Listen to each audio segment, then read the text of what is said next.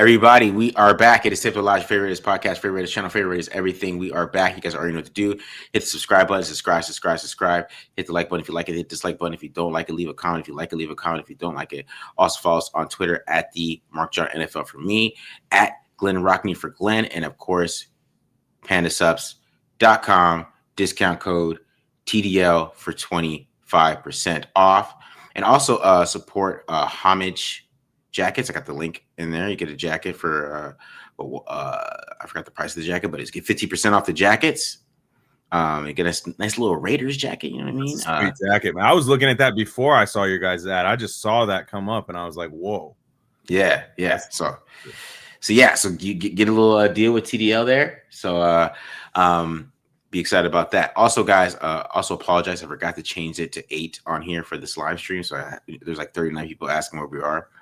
I think Big Suge said he's going to go get some head or something like that. I don't know. Okay. All right, Suge, if that's what you want to do. You know what I mean? Well, I didn't. You could have just said you were busy. Plans. There's other jokes I could make that I won't right now, but. Yeah, guys. So my bad. I forgot because I put it on Twitter, but I forgot to change it on here. So that was my fault. So yeah, I'll apologize for that. But we're back, guys. It's Friday Night Live. And we're doing some over unders today. We're getting the gambling going.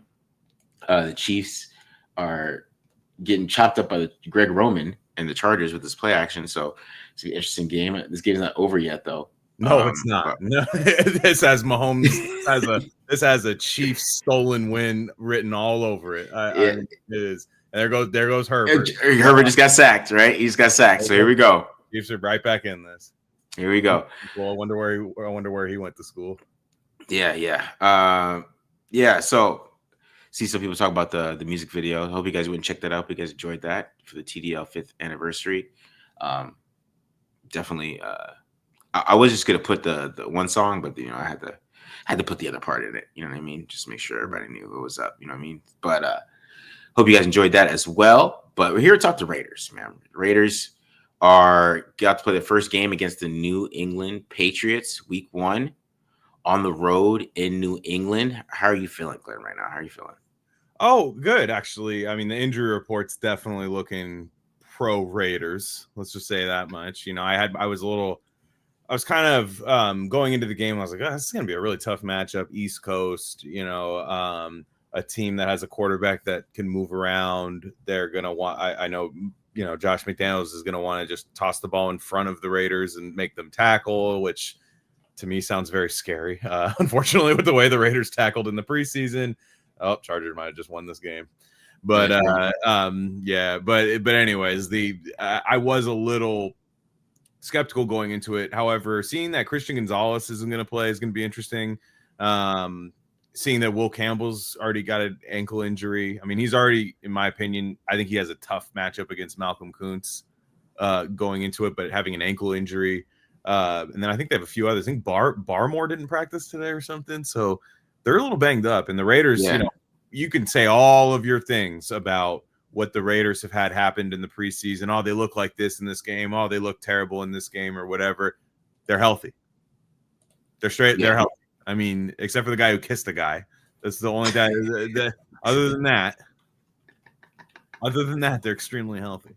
And I think we'd all take that trade-off, right? Like the whole team be healthy, and one guy that, he didn't even have most of last year did that, and he's deep about that since, and he hasn't been signed. So I feel like the Raiders were in the right on that. That's true. He has not been signed at all. Huh? There hasn't even been any talks about signing him. Nothing. I think that foot's cooked. I think that's down, lost in all of the stuff that happened. I think that foot is kind of cooked. I feel like somebody would sign him right now if that wasn't the case. But yeah, he's not. Some funny comments on there, but there's definitely. I think the Raiders did a heck of a job keeping guys healthy during camp. So, they might have sacrificed a little tackling, I think, during that, but ready to play nonetheless. Yeah. So I was looking at the Patriots injury report. Yeah, so Christian Barmore is not injury related, but he's limited in practice. What is that about? Yeah, that's I don't know. I mean, if it's not injury related, you just think maybe just something popped up real quick and you got to take care of it. I don't know, but I expect we'll just say we expect them to play. You know, it'll be a huge test for the Raiders' interior O line for sure. Yeah, and then Will Campbell's on here too. So well, he's got an ankle. I mean, and he's questionable with an ankle. I think Malcolm Kuntz is a tough first matchup. I know he's obviously coming back from the surgery, but to go against a technician like that, somebody, Will Campbell's arm length, and to me, I'd like to see Tyree Wilson get some looks at Will Campbell with the long arms, because Will Campbell famously does not have long arms. Yeah. But either way, I think it's more or less starting to look like a pretty good matchup for the Raiders. So we'll see. Yeah, I think so too. I think a lot of people. I saw somebody online say like 34-17 Patriots, and I'm thinking like, what Patriots offense? First of all, are you watching that you think they're gonna just go in there and just dominate with 34 points? I think that is crazy to me. Like that is something that I just can't fathom watching that offense, that they're gonna be dominant like that, even against the Raiders defense. Because I think it's got a lot to do with Drake May and how he's picking up this offense. But man, I just can't see like a 34-17 like domination of the Raiders, like some people were saying.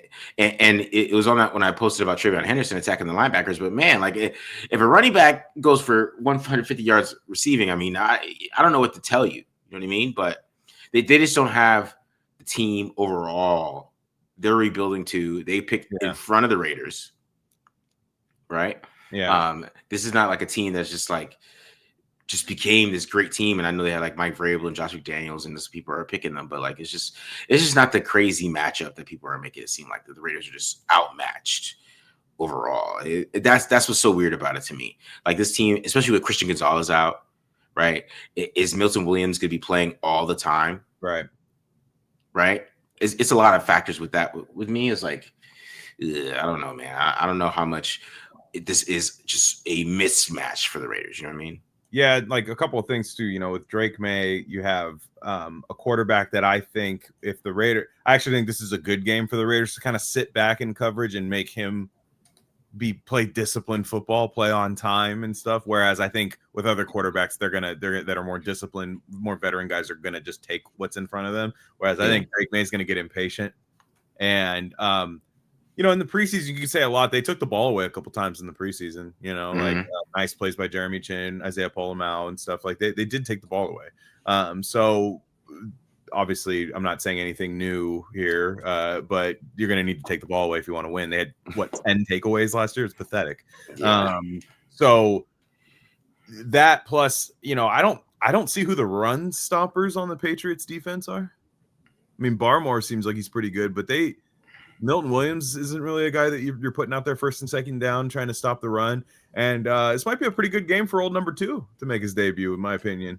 I think they're going to come out passing, but I think there's going to be a few times where you get them worn out. I'd like to see this cinder block of a running back that we drafted 6 overall really wear these guys down and then pop a big one later. Like that's exactly how I hope this game goes. I hope the Raiders are up 3 at the half or whatever, and then in the second half just wear them down with that run game.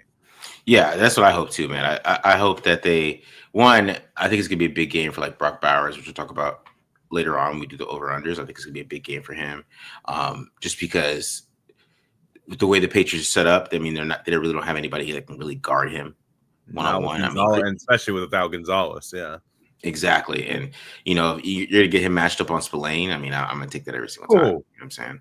I mean, even Michael Mayer, I think Michael Mayer is gonna not have like a big game, but just have key catches. That's what I think. I think Mayer's gonna have some big catches, which is like 3 receptions, but it's like 3 for like 43 or something like that. You know what I mean? Where it's like TD, maybe a TD, maybe a little TD. Yeah, maybe a TD, right? 3 for 43 to touchdown. That's what we're looking at with Michael Mayer, because I think he's going to have an impact too, just because they're going to go 12 personnel where they're going to be able to attack the middle of the field. So let's see a big part of it here. So, but we're going to get into that. Of course, we got some other things to talk about. Today, we're going to be talking about the Mark Davis comments, which I know that they got Twitter on fire. Amari Cooper and Jakobi Meyers. You could kind of stick that into one. Best worst case scenario for the season, and the over-unders, and then you got our NFL and college game lines. Even though college is not that exciting this week, you got Oklahoma versus Michigan, but This week is terrible. This is terrible this week. Yeah. I mean, it's Oklahoma and Michigan. I actually think UCLA and UNLV is a good game. Like that's where we're at right now, is what I mean. Like UCLA at UNLV. UCLA is -2.5. I actually like taking the Raiders roommates. UNLV. I like taking them the money line. Okay. Dan Mullins, and they got that guy from what's his name? His last name's like Orgy or something from Michigan. He's over at UNLV now. He cooked a couple weeks ago. Okay. Yeah, so that's just my little college play of the week. But I'm bummed out about my Irish already. Don't even get me started. Gosh. I'm sorry, man. I mean, it's a tough game on the road. Okay, but I think we got a quarterback. I will say, I do think we have a quarterback, and he's young. I think CJ is a quarterback. I just hate that was the first game of the season. I know. Like that pissed me off. They do this every year. They have their bet. They have their most strongest opponent is the week one. I'm always like, no, like, why are you guys doing that? That doesn't make it. Primetime TV, man. It's to get the bills paid for the networks, bro. So yeah, the NBC. Yeah, they got the NBC deal and everything. But yeah, that was a bummer too. But nonetheless, college is not good this week. I'm sure there's going to be some random. Don't let Arch Manning have a bad game against San Jose State. Man, you want to talk about something that'll set Twitter on fire? Is if he throws even if they win and he throws 2 picks. Oh, I know, man. They are waiting to kill him, dog. They are so excited. I am. I mean, that arm. I'm sorry. I do think it's a fatal flaw when you throw, you have a perfect throwing motion in a clean pocket, and then whenever there's any kind of muddiness in the pocket, you throw sidearm. You better learn how to fix that. You got a point. I'm just saying, that's like something that's like a baseball problem. I'm like, you have a baseball problem as a quarterback. I just don't. I do think he was getting confused by Matt Patricia last week a little bit. I mean, I'm sure it's Ohio State is good. They're defending champions. Yeah. ASU guys Mississippi State this week, but I don't know how that might be a decent game. Yeah, because it's on the road. What do you think about Sam Levitt as the Raiders? I think him and Chip Kelly's system.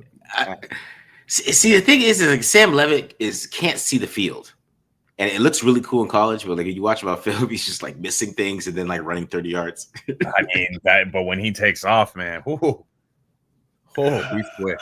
I do like him. I think he's got a cannon. No, for sure. Yeah.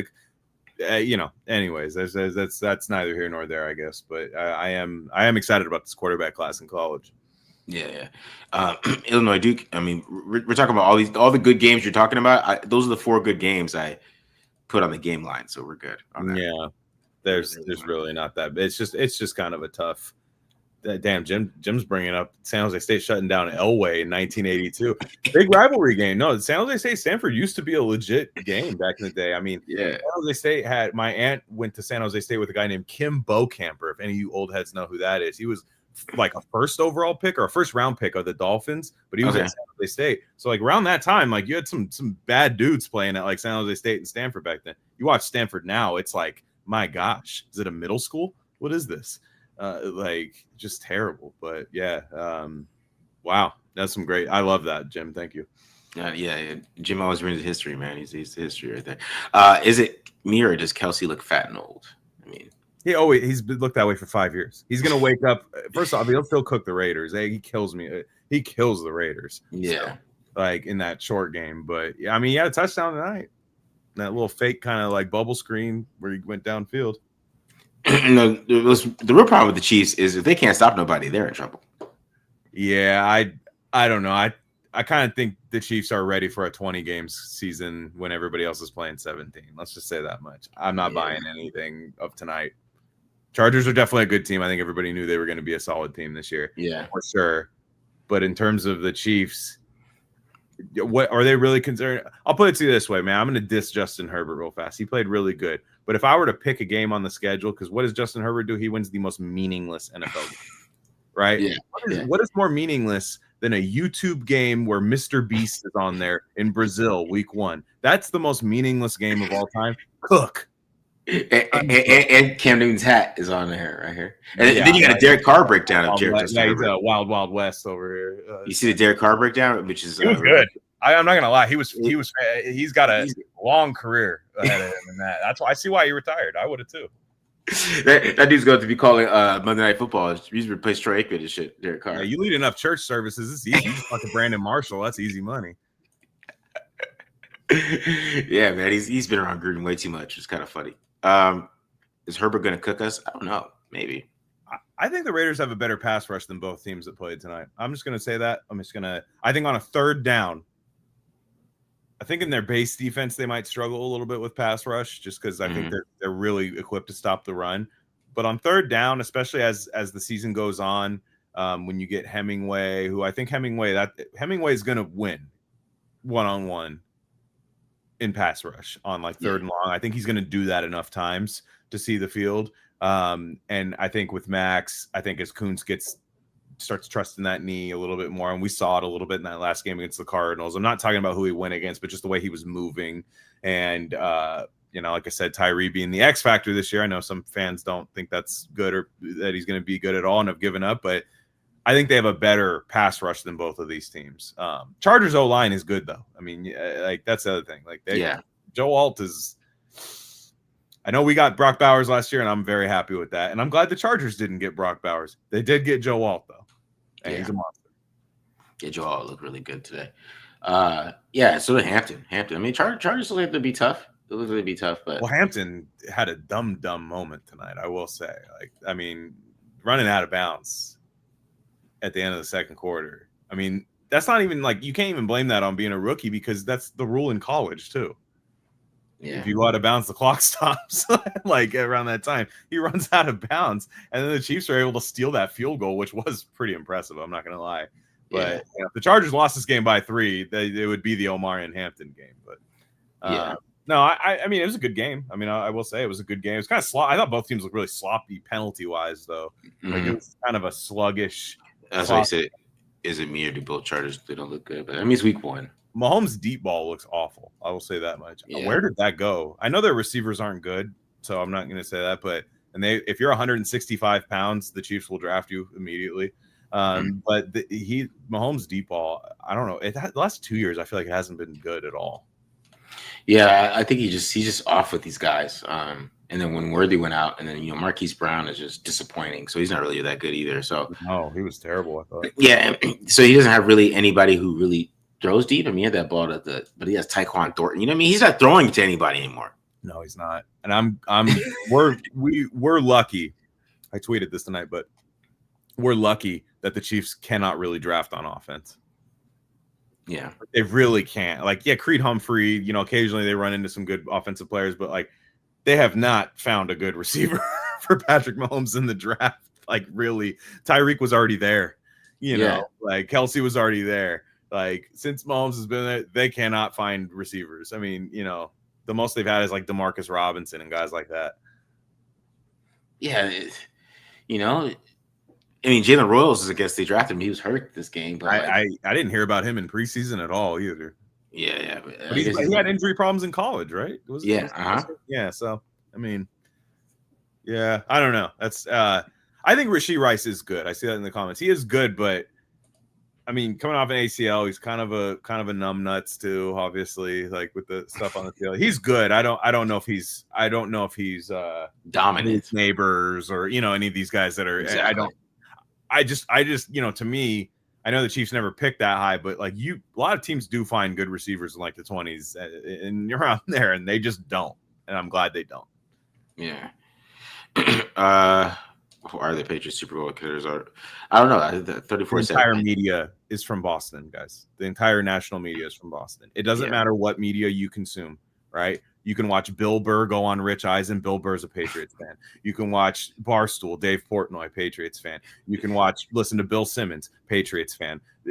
They control sports media. They always have too. I have a conspiracy theory that Boston is actually 8 times the size that it says on the map.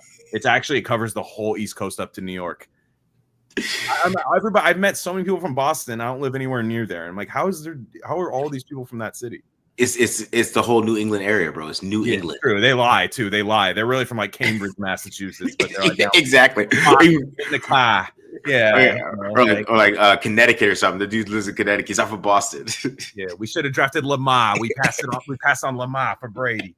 But I swear, every single media, like everywhere, ESPN. Where's ESPN located?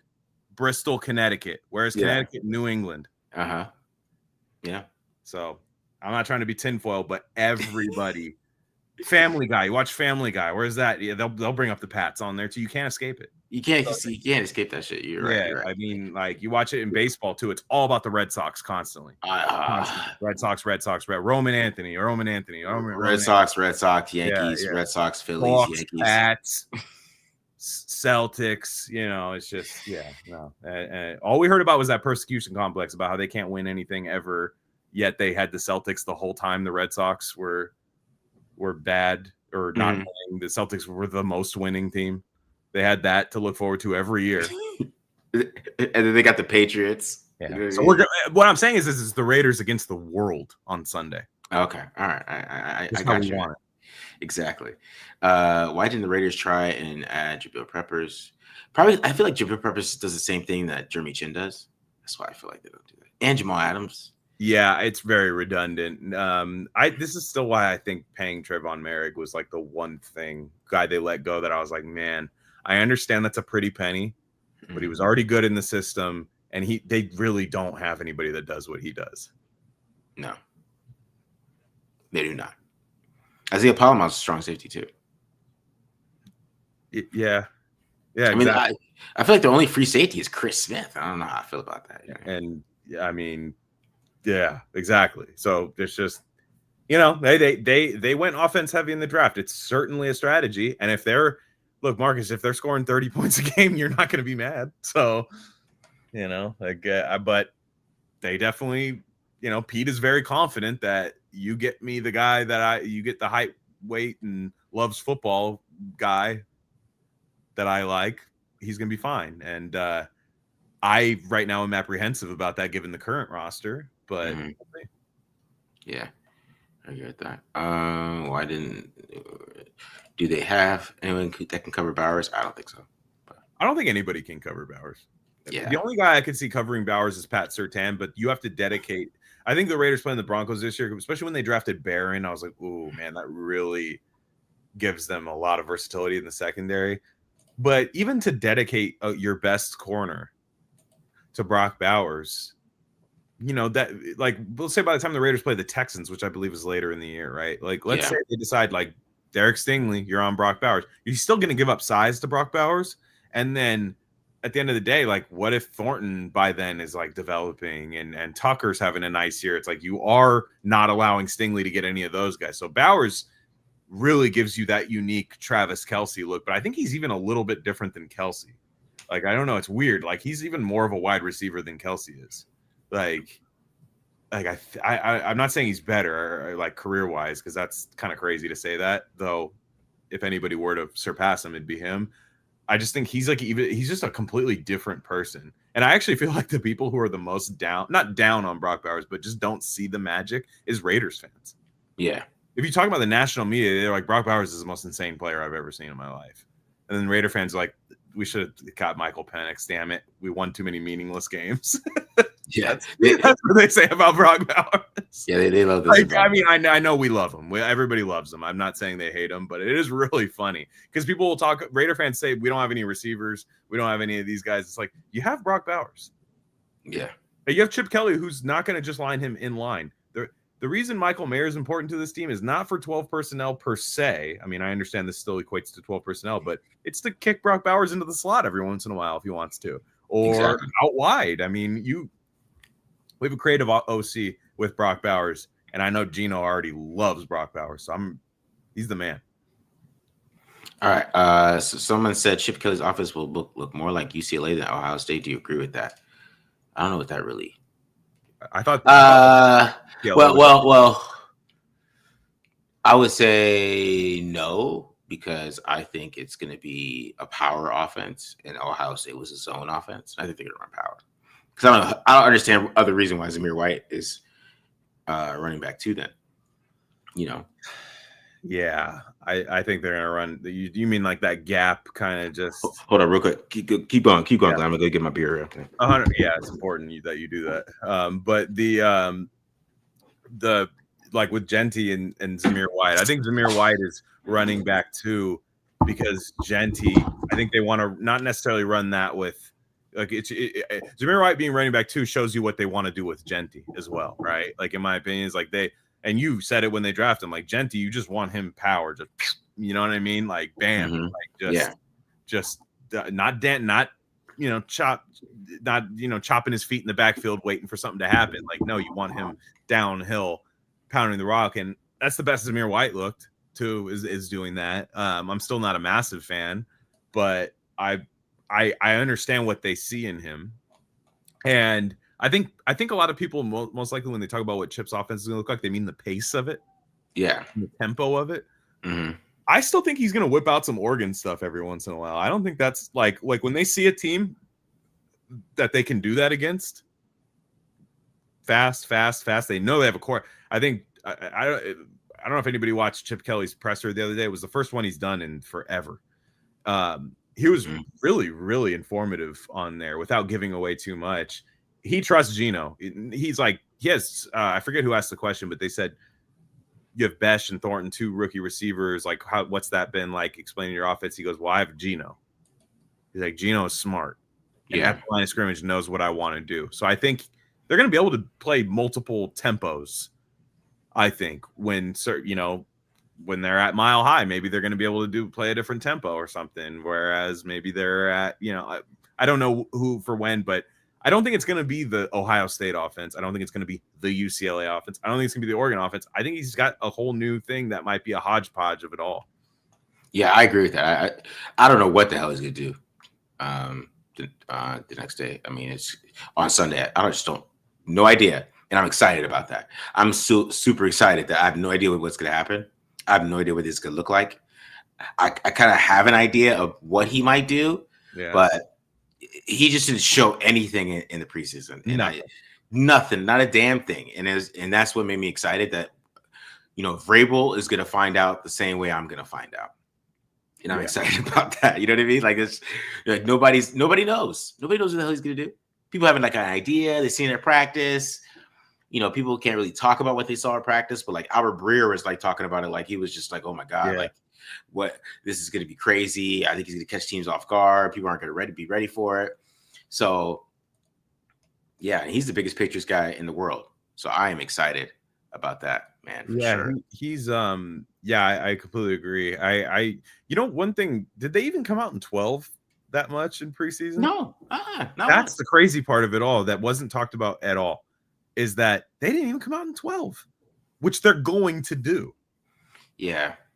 I mean, maybe a couple times, but not as like a default the way. Yeah. Yeah. Like this game, they might do that the whole time. You know what I mean? Like, it is just gonna go. I just have no idea what's gonna happen, and I'm excited about it. And it's supposed to rain. I think the weather has a chance to be a little bit of a factor too, which I'm a little excited about that personally. To me, because I think just pound the football, find your tight ends, play bully ball. And I think on offense, they're going to be able to push the Patriots around a little bit. If they can't, then that's a problem. But I think they're going to be able to push them around a little bit. Yeah. Marcus Glen, curious, do you see a little bit of Max and Tonka? I think his motor relentless. If he can refine his game like Max and grow, I think he can make the same impact in the interior. I see a little Danico Autry in Tonka Hemingway.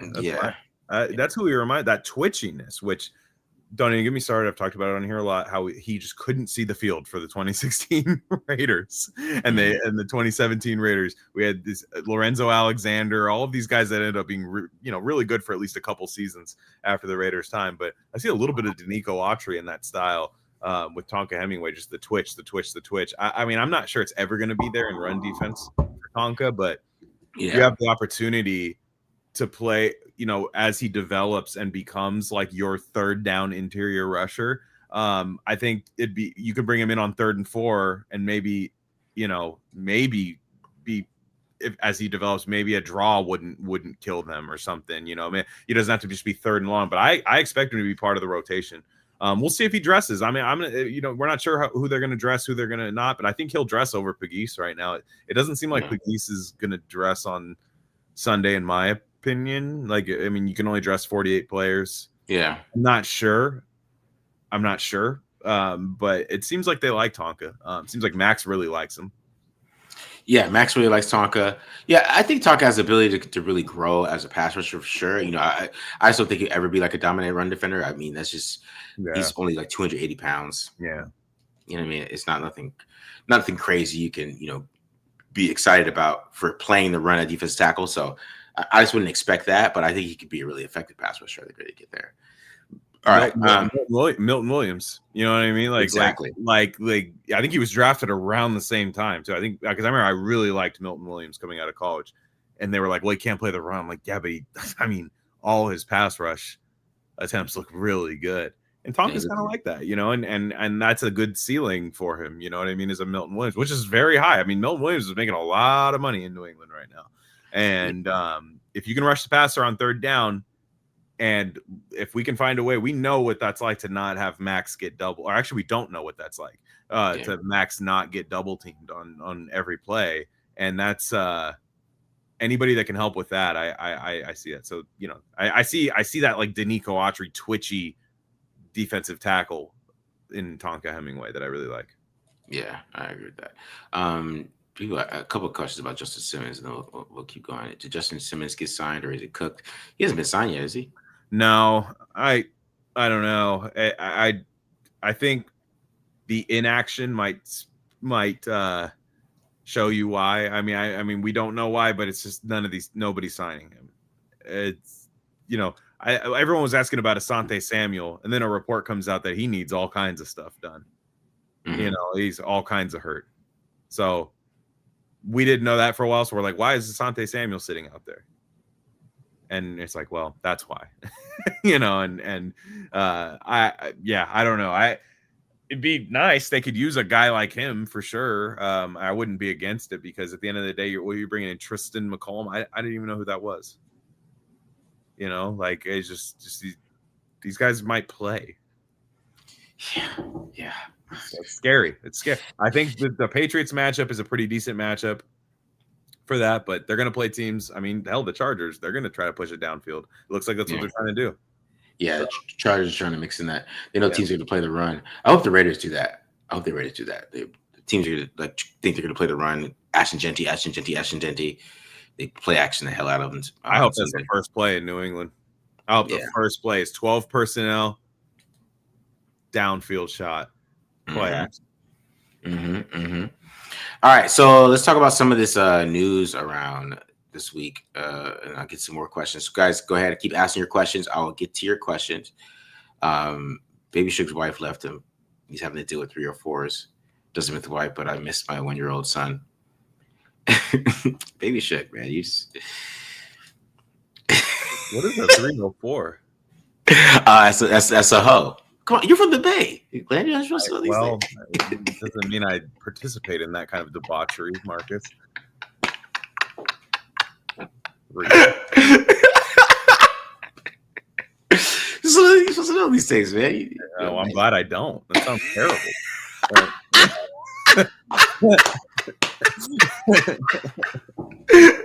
Oh, man. Yeah. I mean, there's a million words out here for those, by the way. Don't count one. Yeah.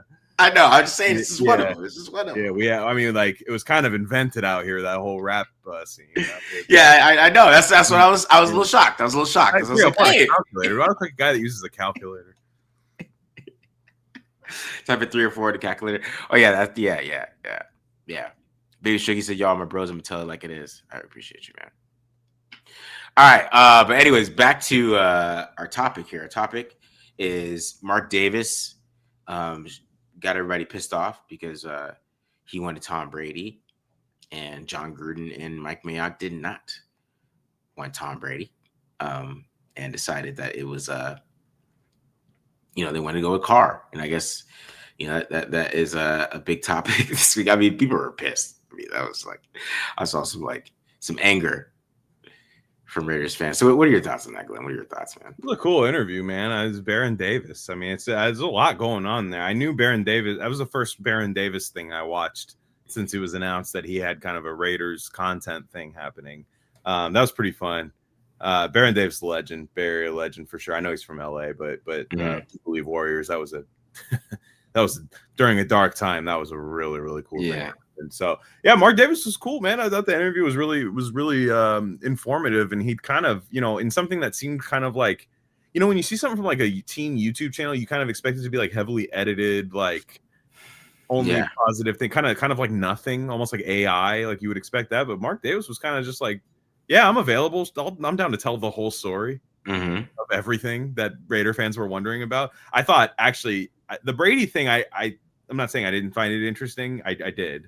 I knew that was a possibility, and I know Gruden for sure squashed that. I actually agree with BD's conspiracy theory, and I'd been saying that. I think Mark Davis leaked the emails. I always thought that. I have always thought that. Because I was like, you look at the contract Gruden had. Way out of it. This happens with college coaches all the time, by the way. yeah. And so avoid these buyouts and stuff like that, like Mel Tucker, all these things. Like, hey, by the way, that girl he talked to that one time. Yeah. It happens all the time. So I've always thought that happened with him. I mean, when BD said that, I was just like, I don't know if he was joking or not, but I'm like, I'm not joking. I think that's exactly what happened. The Brady thing is, of course, interesting. I still think he preferred Tampa over there. I think playing with Bruce Arians is like, wouldn't you pick that? Like, I would.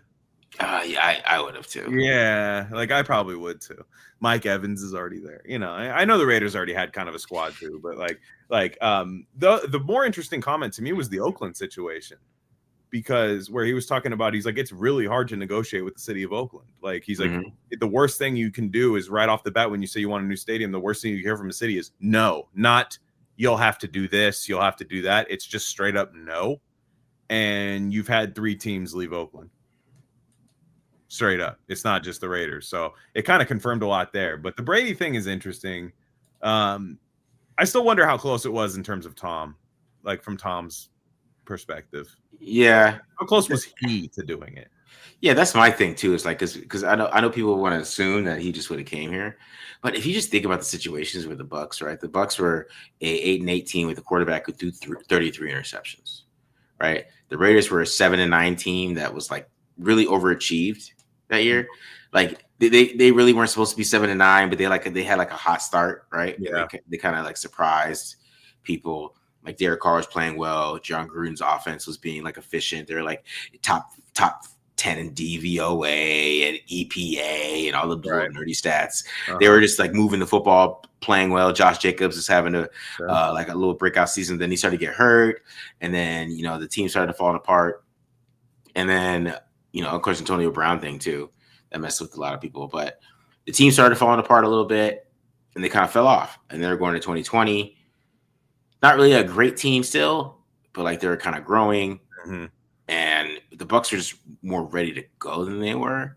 So it would have been, I don't know. Maybe he does. But I mean, they would have to trade Derek, and I think Gruden. What this really shows to all this, and nobody really has talked about that. All that talk about Gruden not liking Carr is just obviously not true. No, he loved him. I think he loved him. I mean, Gruden's just a dick to his quarterbacks. That's just what happens. I mean, you hear the old stories from Rich Gannon. Rich Gannon would give it back. I kind of think Geno has the ability to like kind of be a Rich Gannon for the Raiders. Like it's kind of like because I think Geno's like that too. I think Geno does a good job of not bringing that up too much, but I think he has the ability to be like super fiery and stuff. But I think Carr would run an offense. I think our criticism of Carr is that he would only run an offense. He would not like, hey, we need a play to be made.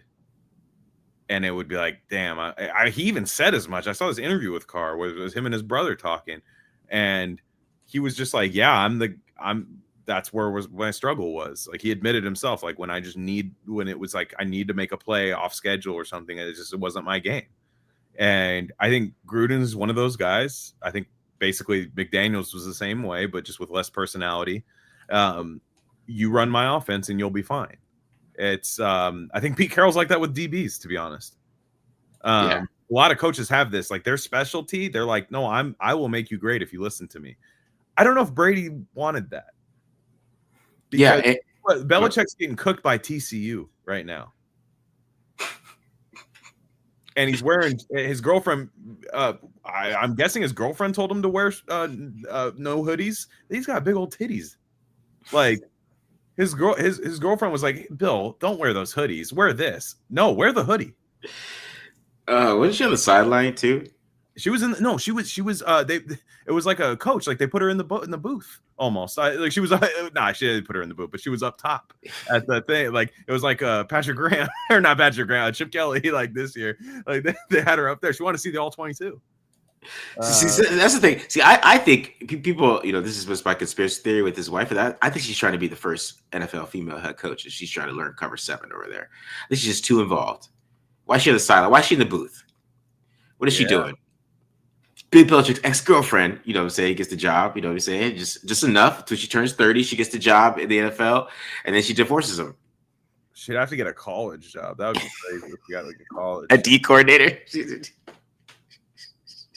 That would be crazy. She's yelling at Bill like, I told you not to run cover 7 with these guys. It's too complicated.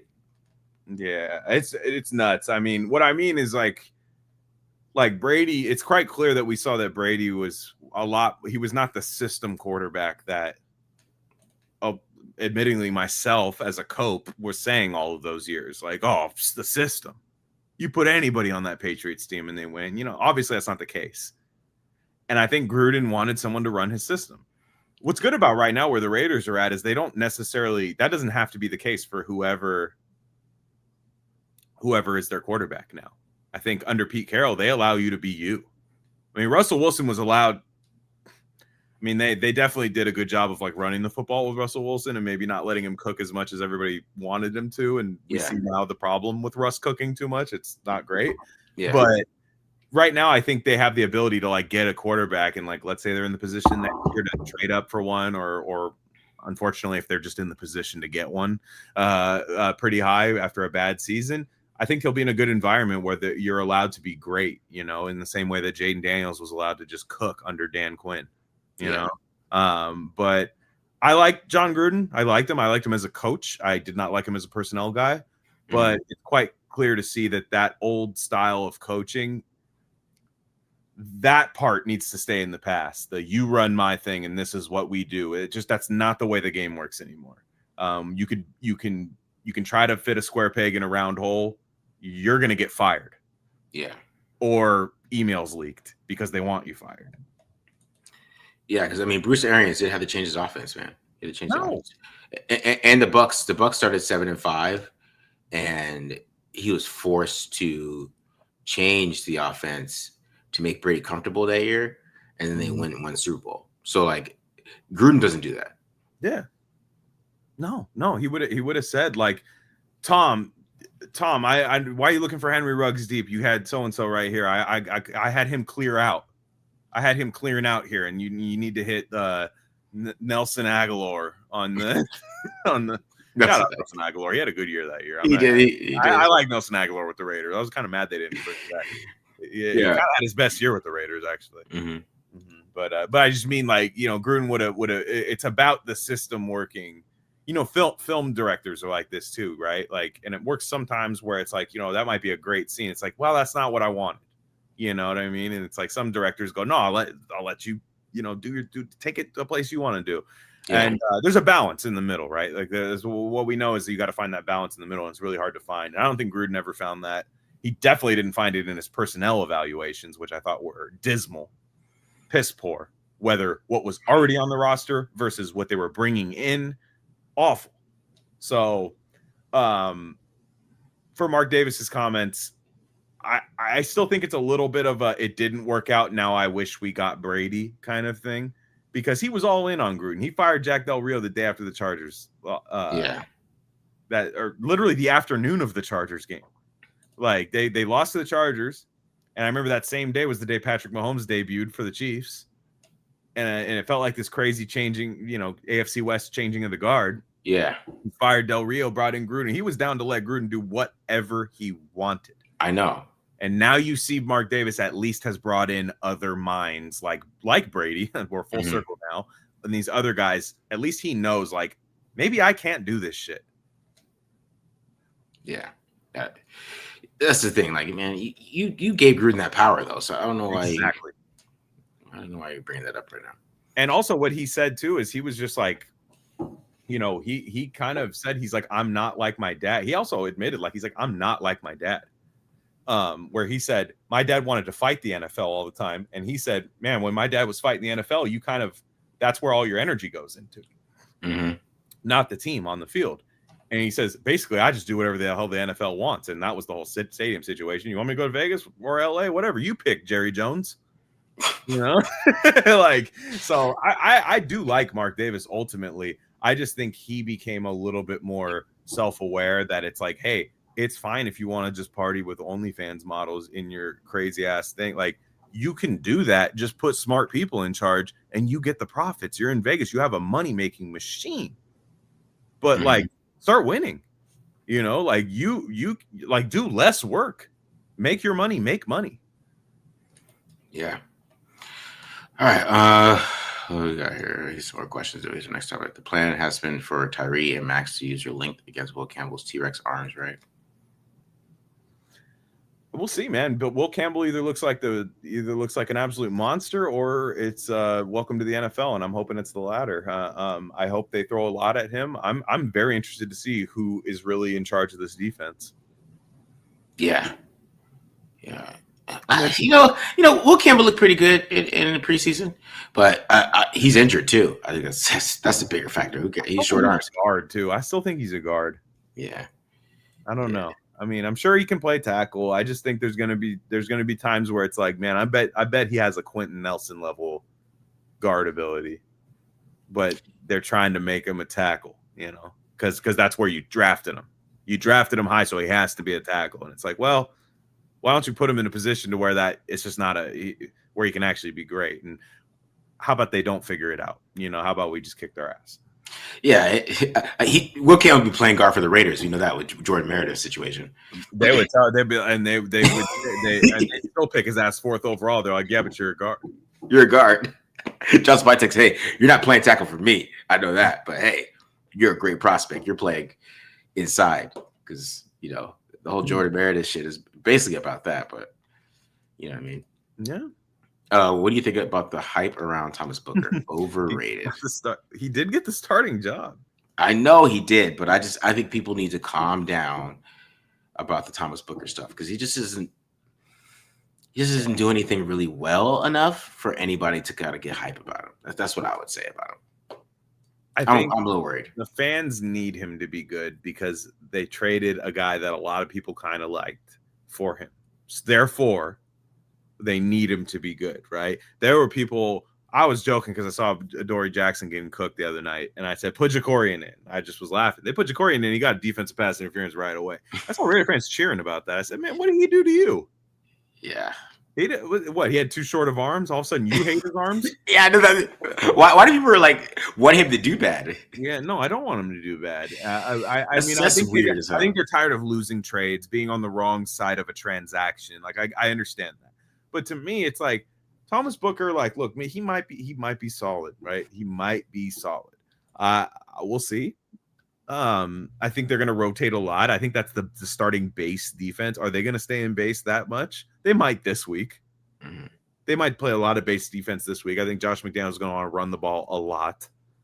And I think he's going to want to, you know, throw the ball in front of the Raiders linebackers and make them tackle. Hell, that's what I would do. But I think a lot of times you're going to see the NASCAR package, which I think eventually is going to involve Tyree Wilson and Adam Butler. You know, I think you're going to see that. And I think Adam Butler's a beast.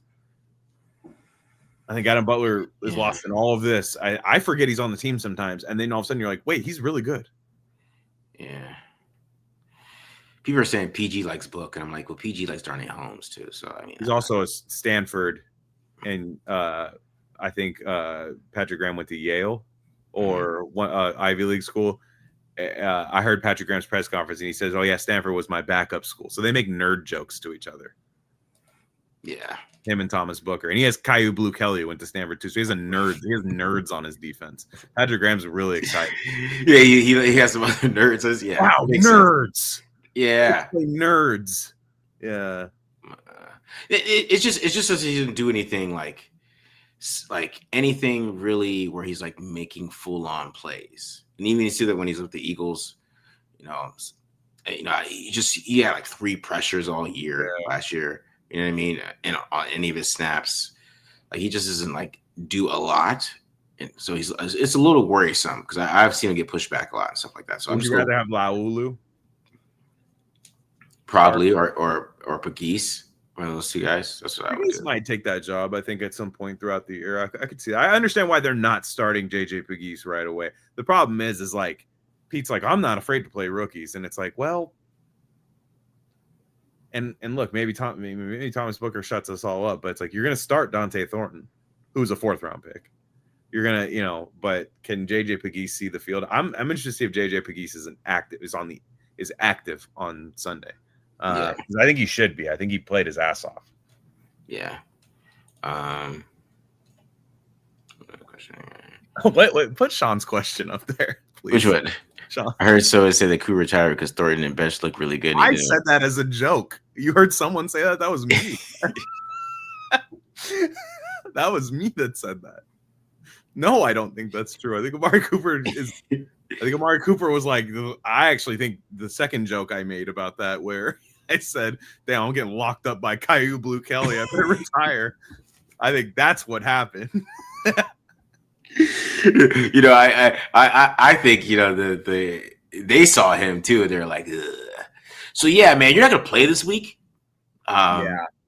I think I had a lot to do with it. You're correct.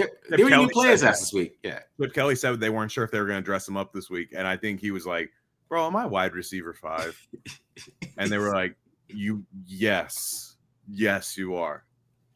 You as a guy who reads a lot of books, I wouldn't sign myself. Amari Cooper started a book club and John Gruden traded him.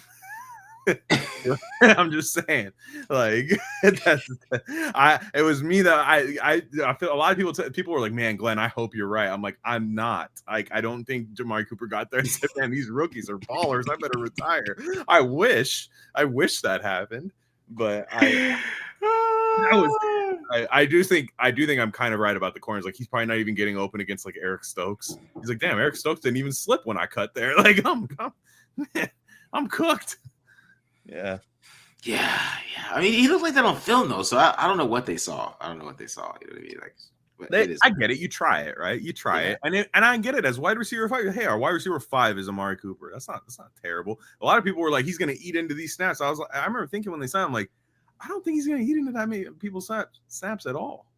Yeah, like he's like, we're trying to decide if he even wants to play football anymore, and the answer is no. It's whatever. People were mad that they cut Tommy Millott. I saw people crying that they cut Tommy Millott for him, and I said they didn't even bring Tommy Millott back on practice squad. They don't like Tommy Millott. They didn't like Tommy Millott. Tommy Millott they were like, oh, that's a mistake. All right, if Tyree and Kuntz are really good, it changed the projection of the season, in my opinion. Thoughts? Yeah, I mean, they're a playoff team, in my opinion. Oh yeah, I think Kuntz is gonna have a good year though. Yeah, Tyree is the X factor. If Tyree is good, they are a playoff team. I think Kuntz is gonna have a good year though. He looked pretty good in preseason. That's all I'm saying. He looked pretty good. I'm excited about that.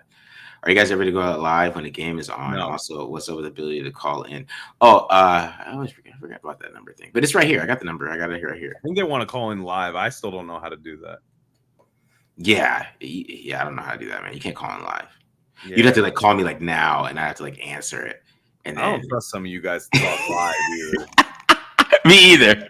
You guys might say some things, especially Baby Shug. I did not trust Baby Shug, dude. No, that's recorded only, vetted and edited. Yeah, exactly. Baby Shug's calling Audacity and slice it up a little bit. He said, "Ghetto ass, call it." Yeah, sound like the beginning of an E40 song. Yeah. Yeah, he was a full on like his Eagles radio or some shit. Like, nah, man, we're not there. Yeah, Paul Feinbaum after Alabama loses on ESPN. Oh, I just don't know what the hell that boy from Washington's talking about. Yeah, I love those. Those are my favorite. I actually, to be honest, I would love some angry Raider voicemails though. Like, or I mean, vice versa. If they win, I want the winning ones too. But like after a loss, guys call in. I want to hear your maybe instant reaction. Maybe for instant reaction. All right. Well, I'll put the phone number up here, and then maybe for instant reaction, if the Raiders lose or win, you guys can call in and give your little reactions or whatever. We'll play them. Was Amari Cooper ever a top 5 receiver? No. I mean, he's top 10 though at some point, right? I think he was like top 13, and like that's always this thing. It was never like a round number. It was always like, man, you should be top 10. You should be. And it was just at the catch point, I thought there were always problems. I thought, whenever he'd be against a guy like Stephon Gilmore, yeah, Stephon Gilmore in his prime is going to lock a lot of people up, but you just wouldn't hear from him. He'd be on a milk carton. But if he was against Vernon Hargraves, 200 yards. Yeah. You know what I mean? Like that's. But again, I was down to bring him in as wide receiver 5, or something like that. And then when he gets signed, all these people going like, I saw Adam Hill freaking out. Adam Hill was freaking out on his show. He's going to stunt the development of Jack Besh and Dante Thornton. And I'm just like, no, he's not. It's not. CeeDee Lamb was mad when he left Dallas because he was like, man, Coop taught me how to run routes. And I was like, oh, that would have been kind of cool. But yeah. I think Amari Cooper didn't want to, for $3 million, didn't want to coach Dante Thornton and Jack Besh on how to run routes. I think he just said, Coach, I'd rather start my book club. I'd rather start my book club. Which I totally empathize with. I love reading. So yeah. Yeah, I didn't mean to make fun of Adam Hill. I like Adam Hill. That sounded like I was making fun of him, but that's what he said. Yeah. I mean, I was looking at Cooper's career, man. I guess we can start talking about Cooper here after this question. But he finished with 10,000 yards, 711 catches. He's in the damn, that guy was good. Yeah. Damn, he's pretty good. Guy could play. And then anybody whose team he actually played for go, yeah, but when he was against so-and-so, man, he got locked up. Everybody knows a guy like that from a team where like he never played for your team. Be like, man, Amari Cooper was tight. And then with your own team, you're always like, yeah, but Pac-Man Jones punked him. He didn't do anything back. And, he only really beat up on bad corners. But he was very good.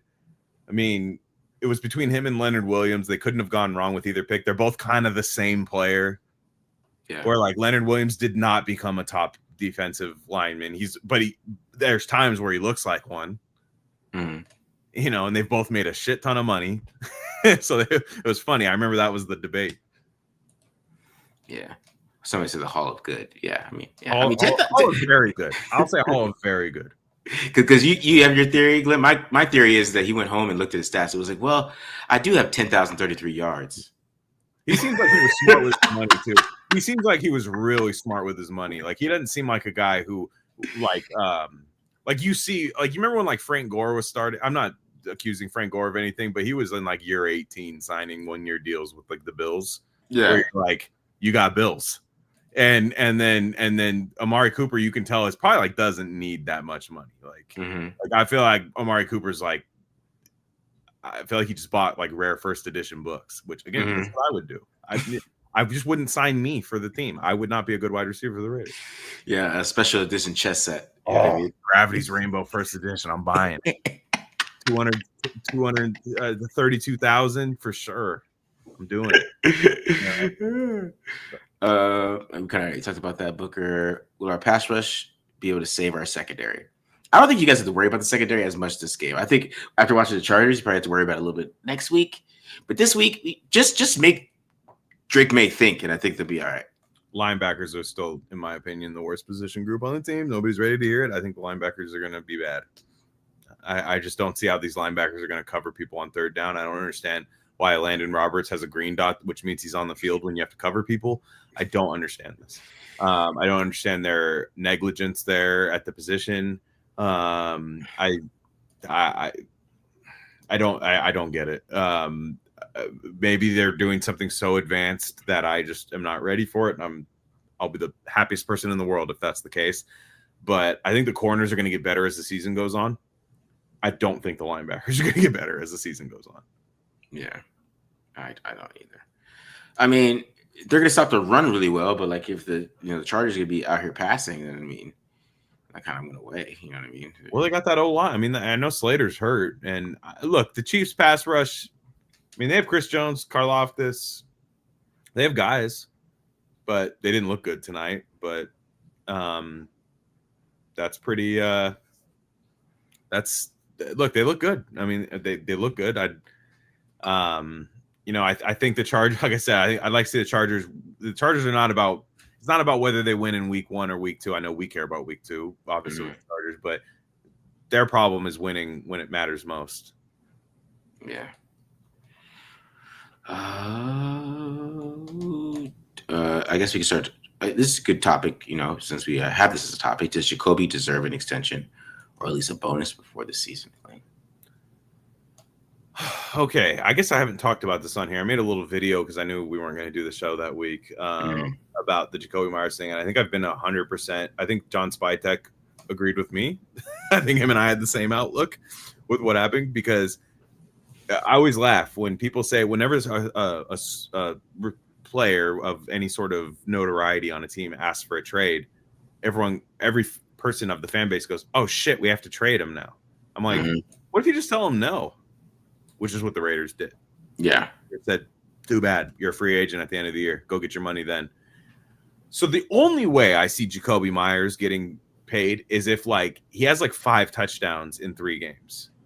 And him and Geno just look insane together. Then it becomes Pete Carroll goes, look, I'm 73 years old. I know he doesn't like to talk about his age, but privately with Spytek, I would imagine him go, pay this man.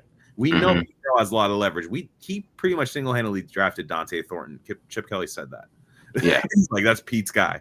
We know he has a lot of leverage here. And he's right. That's the only way. As of now, they drafted Jack Besh 58th overall, who has the same skill set as Jakobi Meyers. Whether or not he becomes Jakobi Meyers, we don't know. But you would be wasting the 58th overall pick, which is a non-insignificant pick, if you extended Jakobi Meyers. Because how do you play them both at the same time? You really... I'm not saying you can't. It's just that wouldn't be... that if you're paying top dollar for Jakobi Meyers over a long-term thing, or if you were paying him anywhere near T. Higgins money, right? Which is, I think, what he's asking for is that, okay, wide receiver 2, T. Higgins, I want that money. I wouldn't do that. He's right for asking for it, but I think we'd be wrong for paying him. And I think if they let him walk, I think a team like the Titans, somebody with a QB on a rookie deal, would go get him and pay him a decent amount of money, and the Raiders would get a nice comp pick for him. That's probably the way to do it. Conversely, if the Raiders are 1-4, which we don't even want to think about that right now, but if the Raiders are 1-4, they probably trade him. Yeah, maybe. Maybe they do. So I just think, to me, it doesn't make sense to extend him at the rate he wants to. I would offer him the bonus, but I'd imagine they probably did. I think Meyers' problem is just the answers to the questions that he got about this, which is how he just took it. He was like, I just asked him to trade. They said no, so I just came in with the practice. That's why he's not getting the money that he wants. He's not. You gotta have some backbone here, bro. You gotta put your foot down. I know you want to be Mr. Patriots. You came over under Bill Belichick. You're a team guy. You're all about the damn team. But dog, if you think you deserve this money, you got to put your foot down, man. You just can't walk in the office and be like, hey, I think you guys should trade me. They're like, no. Anyways, we'll see you at practice tomorrow at 6. All right, I'll see you. You know what I mean? That's not going to work. They're not going to pay you. They're not going to take you that serious because they know they can wait with him. Just because how he is. I think that's a little bit of why he's not getting paid. Just that answer itself is why that's not happening to you. And, you could say people fans are going to respect it. People are going to like it. But for you to actually get what you want, that's not going to work. I mean, come on, because any job, right? You walk in a job and you just, a yes, no, take whatever, man, right? You try to demand something, they'll be like, no. That's what's going to happen. So I think that's a part of why he's not getting paid, just because of his personality. They know he's going to show up no matter what. They know he's not going to sit out. So we can wait we could franchise him still at the end of the year. I mean, he has to get out of the franchise tag, right? So if he has a big year, they don't even have to pay him during the year. They still could take the time because they can franchise him. That's a And good then, point, too. right? And so him being his personality is why he's not getting paid. Because if he actually just was like typical wide receiver and just sat out, I think they pay him. But they know they can wait. They know they can wait. It's a smart move to wait. Look, I'm a fan of the Raiders logo. I know everybody's like, no, I want players to get the bag. I don't give a shit about that. I don't really care what players make. I don't have access to their checking account at all. I'm a fan of the Raiders helmet logo. I'm a company man with my own team. I just am. And I think this is a smart move. I actually think it's good to have a pissed off wide receiver that still goes to work every day in a contract year. I think you might get some kind of nice play out of him. Some play that you might not have ever seen before. And like I said, what you want is the Raiders to be 3-1. Jakobi Meyers is going off and the stadium is chanting to pay him. Then you might do it. Right now, they didn't sign him. They didn't give him that. And everyone's talking about how he's criminally underpaid. This staff didn't do it. Yeah, they didn't give him the deal. And by the way, that was one of the top. That was at the time one of the top free agent wide receiver deals. It might have been the top at the time. It was kind of a weak year for wide receivers in free agency, but they did that. So every time he's underpaid, you sign the contract. So underpaid, all right, whatever. Like I get that. I'm not saying he's wrong for asking, but you should have done. What happened was they drafted 2 wide receivers, which I didn't think they were going to do. Jakobi Meyers probably didn't think they were going to do. Then he panicked. Yeah. You should have held out before the draft. Yeah, you know what I'm saying? Like bad strategy by him. Yeah, because it's more. That's what I'm saying though. Like it's more about his personality. Because his answer, he's like, "So what happened with the trade?" He's like, "Yeah, I asked him, but they told me no." Yeah, like, which is Jakobi. As a joke, I said if Jakobi Meyers came to me and asked me for a trade, I'd say no. And he's like, "Yeah, anyways, I asked them, and they said no." I was like, "My gosh, did I just write the script?" Jakobi, it's not how it works. It's like Jakobi, now you're supposed to hold out, but that's why they told him no like that. Yeah, because they know that he's gonna show up. They just know his personality, and like I said, is that a good thing? Yes, but if Jakobi really wanted the Raiders to pay him, and he really said you're gonna play Jack Best this year, unless you pay me, then I don't know how they feel about it, because they're like looking at Michael Parsons and stuff like that. I think they feel like they're trying to win this year. Yeah. So if he actually put his foot down, I think he gets it. But the reason why he's not getting it is because he's not putting his foot down. And people say, why are you wishing for diva antics? I'm not wishing for diva antics. I'm just saying, man. And sometimes in life, you just got to be like, hey, fuck you. I need this money. You know what I mean? Like sometimes you got to do that. And if you're not like that, they're going to be like, no. And you're just going to go play. I will say, conversely, you waste the 58th overall pick if you extend Jakobi Meyers. I still think that's the case. Like, who knows if maybe Jack Best sucks. Maybe he does. They drafted him, though. They obviously like him. You have to allow that to be the changing of the guard and get the comp pick and then go get somebody else with that pick. Like, that's what good organizations do. Good organizations don't always have people that wide receivers that are happy. Yeah. It's kind of true, right? Like sometimes you go, they didn't want me anymore. Yeah, then a bad team's going to pay you a bunch of money, just like the Raiders did when he was like, find another team like the Raiders that is going to pay you that kind of money at the time and scale. And I'm sure he will. I don't think he'll be done. I think he'll get a nice 2 to 3 year deal with somebody. I think a team that is like, the Commanders or other teams might pay him. They might need somebody like that. The leadership, the blocking, the sure hands, he's a very underrated receiver. Yeah. I just think with the Raiders, like they're trying to free up assets to like try to win now, but also build on the fly. Because let's be real, what's the Raiders' record with Jakobi Meyers? If you can say it's a win now mode, they did not win with him at all. So I'm not saying it's his fault they lost, but I mean, he's clearly not a part of any big playoff thing the Raiders are doing. So yeah. I don't know. It sounds harsh, but come on, I just wouldn't. If they paid him like 3 years, 90 million, or like let's say 3 years, like 80 million, would you be like, I wouldn't be like through the roof about it. No. And that's clearly what he wants. Yeah. But I do believe if he actually did put his foot down, he would have got the money. But I still think it's like a little bit of a personality thing. For sure. Yeah, it is. And you know, because Right. somebody said like he said he did it because he want to let down his teammates. And yeah, John Spytek knows that too. John Spytek knows you won't let down your teammates. He's like, but we know you're not gonna let down your teammates, right, Jakobi? He's like, yeah, you're right. You love your job. Jakobi, you don't have hobbies. Jakobi, you sleep here. You know, but we really want you here, and we love your hard work. I know you want to talk about these things, but man, we know you're gonna show up. We know you work hard. Yeah. So we'll talk about this later in the offseason, all right, man? Again, Colton Miller had Charles Grant behind him who's not ready, so it was an easy extension. Yeah. Right?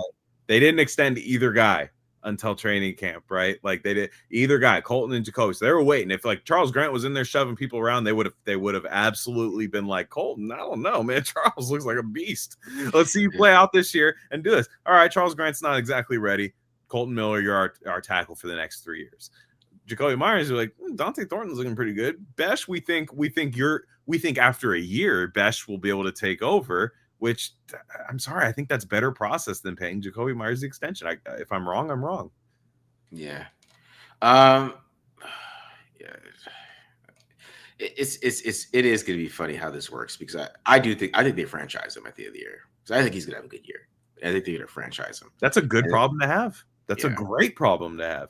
And the franchise tag for a wide receiver is probably like in the 20s, right? Yeah. So, yeah, I would have offered. See, the thing is, we don't know what they offered him, right? We don't know.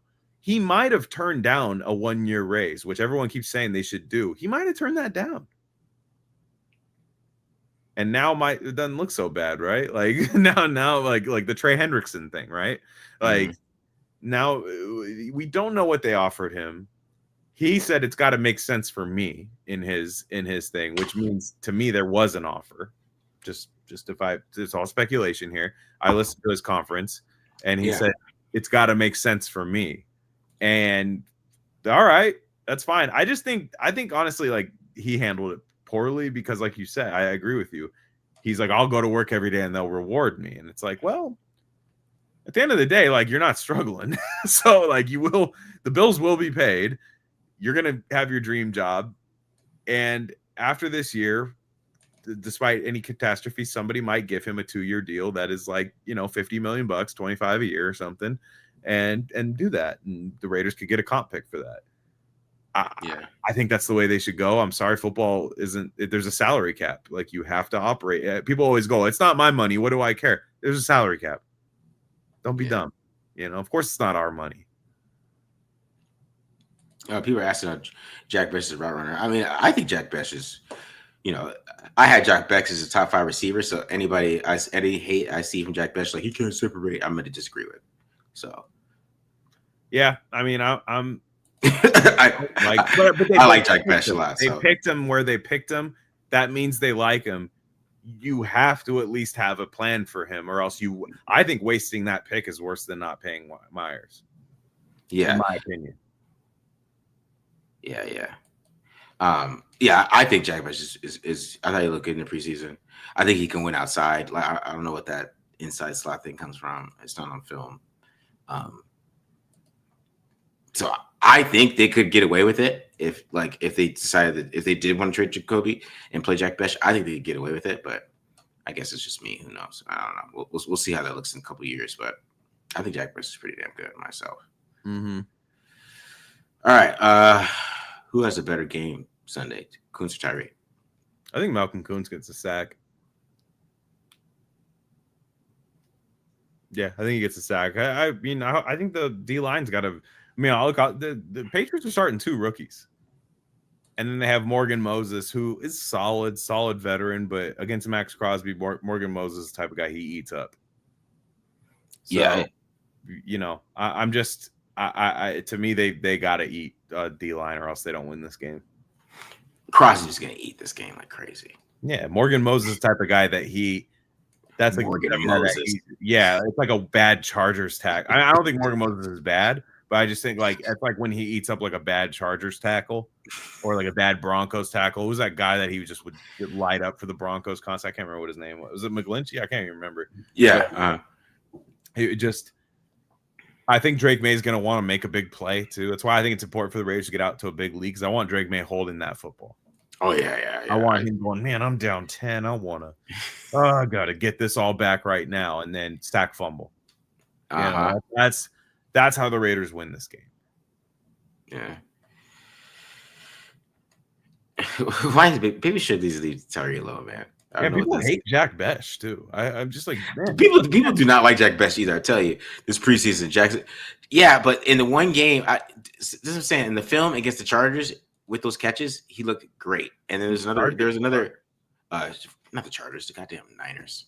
Oh yeah, for sure. He looked great in that game. I don't know what you guys talking about. It's weird. What I mean is like, let's let the guy play a regular season football game before we decide. I like Jack Besh too.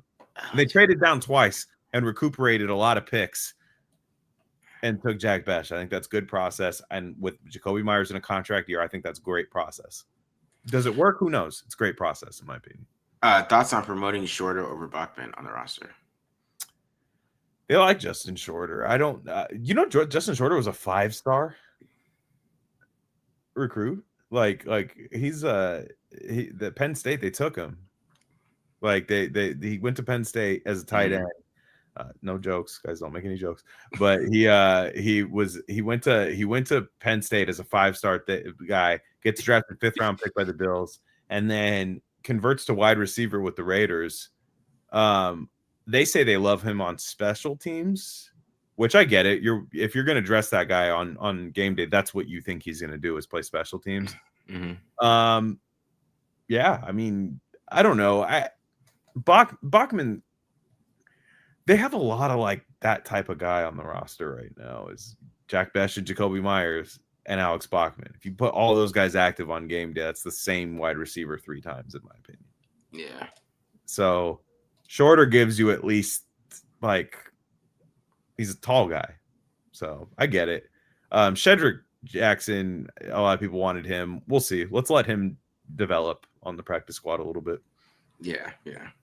For sure. I agree with that.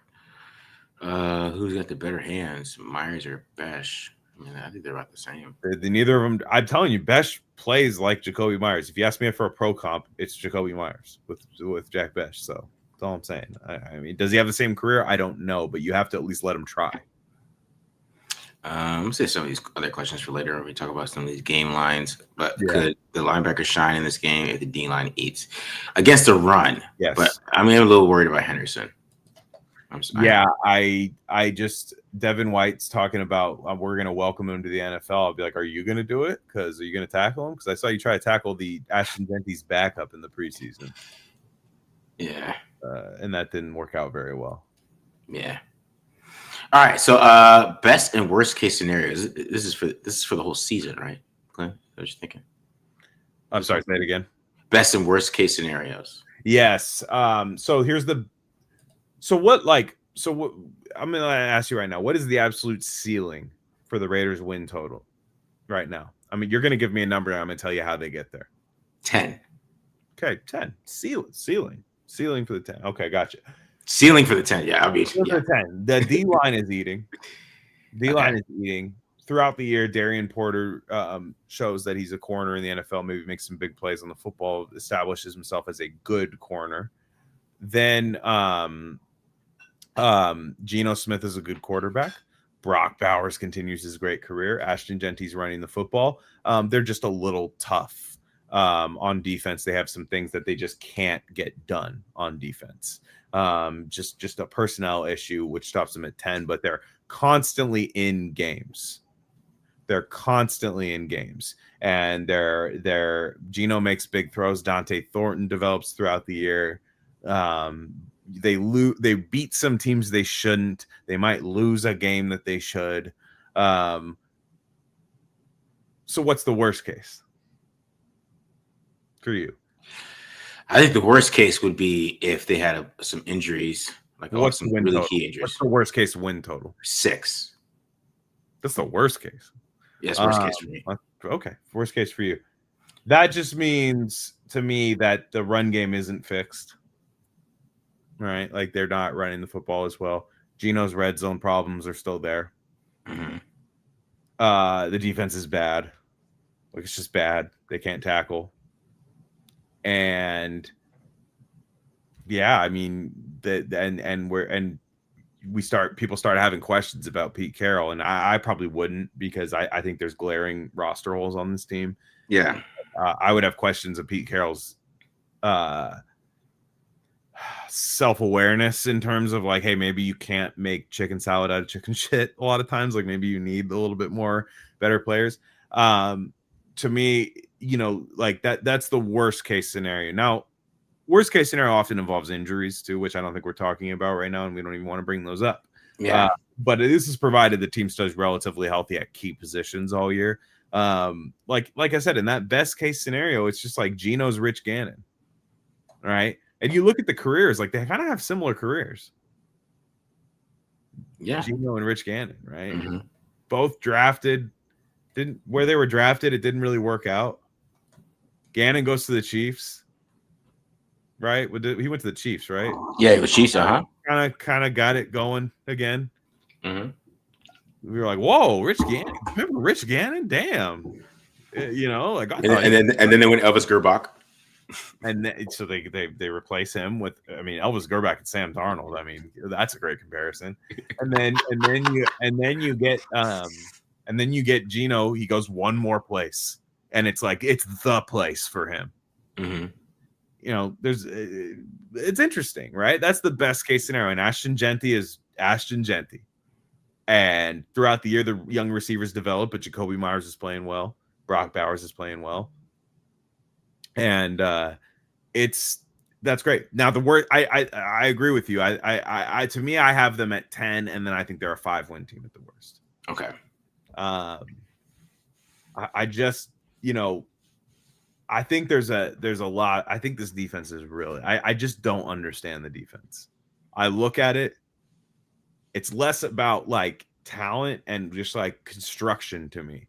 It's just like finding Devin White and Landon Roberts and Jamal Adams. Like you're going to be the team that signs all three of those guys.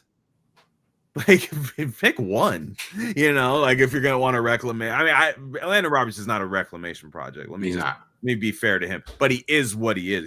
We know exactly what a Landon Roberts is. We know exactly what he isn't either. Yeah. But to me, it's like Devin White and Jamal Adams. It's like I think Jamal Adams definitely has a role on the team, but Devin White, I think is I just don't see it. I think they're a 7. I have them 7 to 8 wins. I'm going to say 8 is my final total, and I've said that since the beginning of training camp. Yeah. I think they're going to be a very frustrating team. You know who I said I think it was on Locked On Raiders with Q. He said. Somebody called in and said, this reminds me of the 2010 Raiders when they first got Jason Campbell. And then you had Hugh Jackson. Yeah. And like, whoa, they're doing some cool things on offense. Like, they're not that talented. Now, the problem is that division stunk that year. Yeah. This division's probably pretty good. So I think they're an 8-win team. Yeah. Pete Carroll's first season with the Seahawks, right? Wasn't it 7-9 and they were in the playoffs? 7-9, yeah. They might go 7 wins. With 7 wins, they might get you last place. Pete Carroll just never lost more than. He's never had a season where he's only won less than 6 games. Yeah. So that's why I think they find a way to get to 8 to 9 wins regardless, because I think just Geno Smith and Pete Carroll are just good enough for them to get to that point. That's what I think. I think even with the offense how the defense was, because Geno Smith never really had a good defense the last couple of years, and he still found ways to get to 9-8 and get to 10-7. Right? He didn't have a good offensive line the last couple of years either, and I think the weapons are very similar. So that's why I think they still find a way to do that, and then which would be frustrating for some fans, but I think that's why I think they're gonna find a way to get to that number, just because. That's what Geno Smith's been doing the last 3 seasons, really. So, yeah, No, I know, and I've seen people say like, "How good is this division?" It's funny to me is I actually think this division is just a bunch of teams with 10-win ceilings. Yeah. Whereas I don't know that it's like elite. I just think every team has a 10-win ceiling, or 11, let's say 11, right? Like I think the Broncos, I think the Raiders have the 10-win ceiling, and then the other three teams have the 11-win ceiling. But I could see any of them faltering and failing. I think the Broncos have been crowned the kind of alternative pick, like to make you seem like you watch football. Mm-hmm. They've been the team this year, but like, oh, I'm picking the Broncos. Everyone goes, oh, he knows football. Like that's the team this year is the Broncos. By the way, if you've ever noticed it, it used to be the Chargers. They used to be the Chargers every year. If you pick the Chargers to win the Super Bowl, they go, wow, tell me more. Give me financial advice. Mm-hmm. Tell me everything about my life. You're so smart. I don't. We'll see, right? Like we'll see. I just think I just wonder what the way people think about this team. I think the consensus about the Raiders is correct this year, where it's just like, look, they're doing a lot of really interesting things. I think they have a good coaching staff. I think they've done well in the draft. I just don't know if I think they're paying for sins of the past a little bit still with their roster. Mm-hmm. Kind of like sins of your father kind of situation. It's like, man, they didn't leave you in the best condition. It's okay. It's going to take a year to clean this up. I think they did the correct thing in not paying a king's ransom for Micah Parsons and a lot of these things that would have just totally been the Devontae Adams trade where it looks good immediately. Like, oh, wow, cool. We got this guy. But man, like, you got to just build a team. You can't bypass it. You got to just build this team. But I think Pete Carroll can make this an exciting, fun team this year. Fun, but frustrating. I think they're going to have scenarios where they beat a team like the Broncos and then lose to the freaking Tennessee Titans. Yeah, some stupid shit like that. That's what they're going to do this year. And it's like, it's going to be weird. Yeah, I agree with that type of shit. So Daniel's called Dagger. Of course he will, man. Of course it's Josh McDaniels. They better know that. Patrick Graham better know that. I mean, Patrick Graham's got to know that, right? I mean, he was glazing him in the press conference. He's like, I'm just happy he's coaching again. He's a great coach. I love my Stanford players, and I love Josh McDaniels. Yes. And I love my nice long hair now. Why do y'all think about Brennan? He's about Brennan. Brennan Jackson.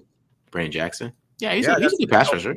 I got some intel from my dad about Brennan Jackson. Big what's the intel?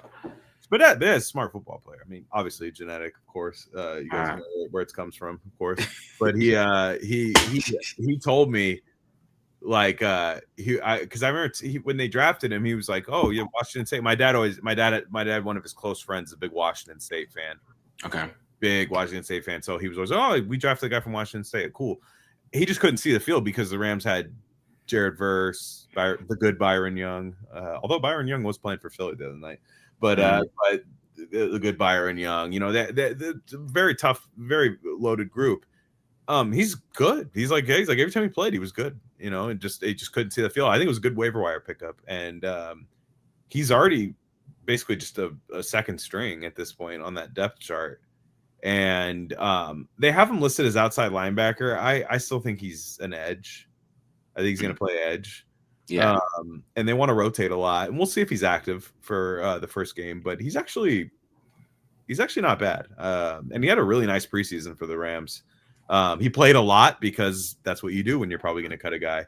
Yeah, yeah, that's what you do. But I mean, you look at what they have at edge. I mean, you have Jared Verse. You have, all these, like, Byron Young, all these guys are like, all right, they're kind of nasty at edge. So I think it was a good job by the Raiders picking him up. I agree. Why is PJ Romper talking about Genty? Is this PJ Hall, the former second round pick of the Raiders? Yeah, I don't know. I think he's trolling. Why are there so many Chargers fans here? I saw a guy with like a Justin Herbert thing. That doesn't sound like they went and like started Googling Raiders live streams. Yeah, Dino sucks, Genty sucks. Okay, all right, bro. It's a stunning and brave take for sure. All right. So speaking of Geno, so let's get to our over-unders. Third year, yay! Third year over-unders here, Glenn. This is our third year here doing this. Yes. and we're gonna start off here with good old Geno Smith. All right, guys. So this is what we came here for, guys. Last 30 minutes of the show, we're getting to the over-unders. This is what you came here for. Like voltage, like where are these guys? Like, why do they literally is just search for like it's hilarious to me.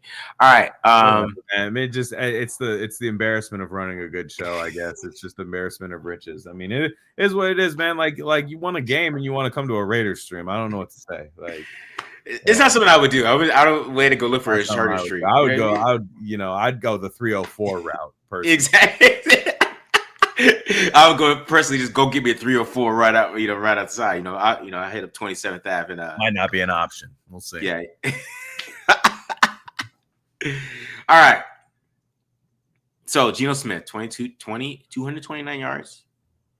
229.5 pass touchdowns, 1.5 pass interceptions, 0.5 pass attempts, 32.5 pass completions, 22.5. What are you thinking here, Glenn? Over on the pass yards, under on the touchdowns. I think they're going to rush for. I think they're going to get 1 passing, 2 rushing touchdowns. I think he's going to play a clean game, no interceptions. I think he'll be under on pass attempts and over on completions. I think he plays a really efficient game. I think he goes 23. I'm going to say 23 of 29. And just plays really well.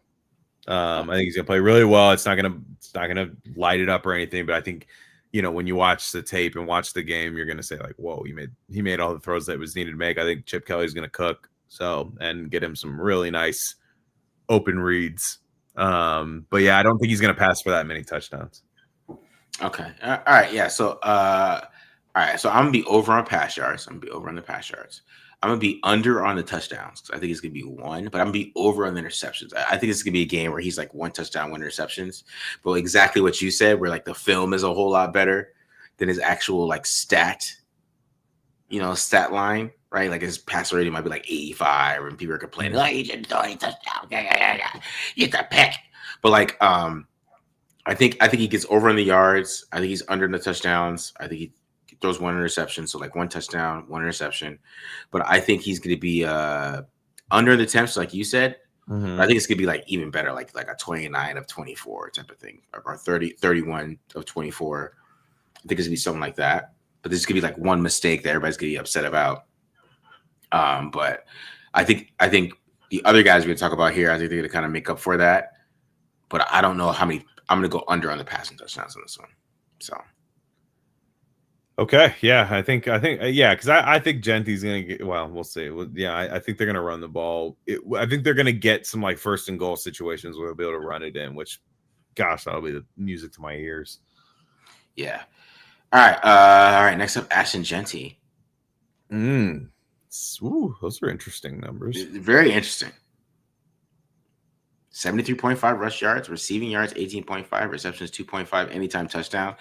They really expect him to score a touchdown. So. Yeah, that's interesting. His rushing yards are not super high, but his anytime touchdown is very high. Yeah, it's the yards. I think that is. I mean, I guess they're trying to kind of average it out, right? They're trying to average it out. I thought the receiving yards is really low though. Like I feel like that's too. And the receptions. You know what I mean? Me too. I think the best play. Now I'm going to say over on rushing yards, though I probably wouldn't bet it. Just personally. Okay. We just don't know. We don't know how the game's going to go. Randomly, I could see Zamir White just being in there randomly. Like we just don't. We haven't seen Chip Kelly call a Raider game yet. So okay, yeah, I agree with you on that. Receiving yards and reception, I think those are pretty locked in at like going over. I think they want to use him like Christian McCaffrey. I think that's what they think of him is Christian McCaffrey. Mm-hmm. They are going to have him run routes. They're going to throw screens to him and all of that. And I think, honestly, if he catches 3 balls, I would hope that goes over 20 yards, right? Yeah, 18.5 yards rushing. But you never know. I mean, sometimes 3-yard catch. Sometimes you need a 3-yard catch gets you a 1st down. You never know. Anytime touchdown, it's not very good odds. You don't really get a lot. You'd have to bet a lot to get something back there. I think it happens. Yeah. personally, but it's not something I'd bet on because I don't love that value. But yeah, I think receiving yards and receptions are going to be perfect. Those are to me locks. Yeah. If there was a bet with the anytime touchdown, I would bet on the 2 touchdowns. Oh, yeah. I'm surprised. Did they not have that? I think they did, but I didn't put that in there. But Oh, okay. Because I'm wondering like that. Yeah, because I think they're gonna have a few first and goal from like the 5 situations, and I think we're gonna see the magic of Ashton Genty there. yeah. See, I'm gonna go over on all of these. It's not bad. I am. I think he hits at least 80 yards because he's gonna get about 20 carries. So I hope he's at 4 yards per carry. I hope, right? That would be the hope. So I think he can hit that because I think he's going to get the ball in creative ways to run the football. So, and if the Raiders do go up at the end of the game, he's definitely going to be running the football, right? So that's why I think he gets over on the rush yards. So I'm going to go over on all of these. Some people are saying under, but yeah, the receptions is easy. I mean, come on. Yeah, I think I think they really want to throw the football to him. I think that's something that was kept really under wraps in the preseason. Like I think they want to run the full route tree of all running backs. Anything you've ever seen a running back run, I think they want him to run. Yeah. I guess Barmer has blood clots. I think he has had them for a while, but something, if it says not football related though, or something, I don't know. No, if he misses that game, I mean, the Raiders really have no excuse. I mean, if you're talking about best corner, best D lineman, that I'm sorry, like you have no excuse not to win this game. Yeah, I agree with that. All right, so let's get to some receiving here. Let's get to receiving. Let's get to Mr. Brock Bowers. So we got 6.5 receptions, receiving yards 64.5, anytime touchdown plus 190. Wow.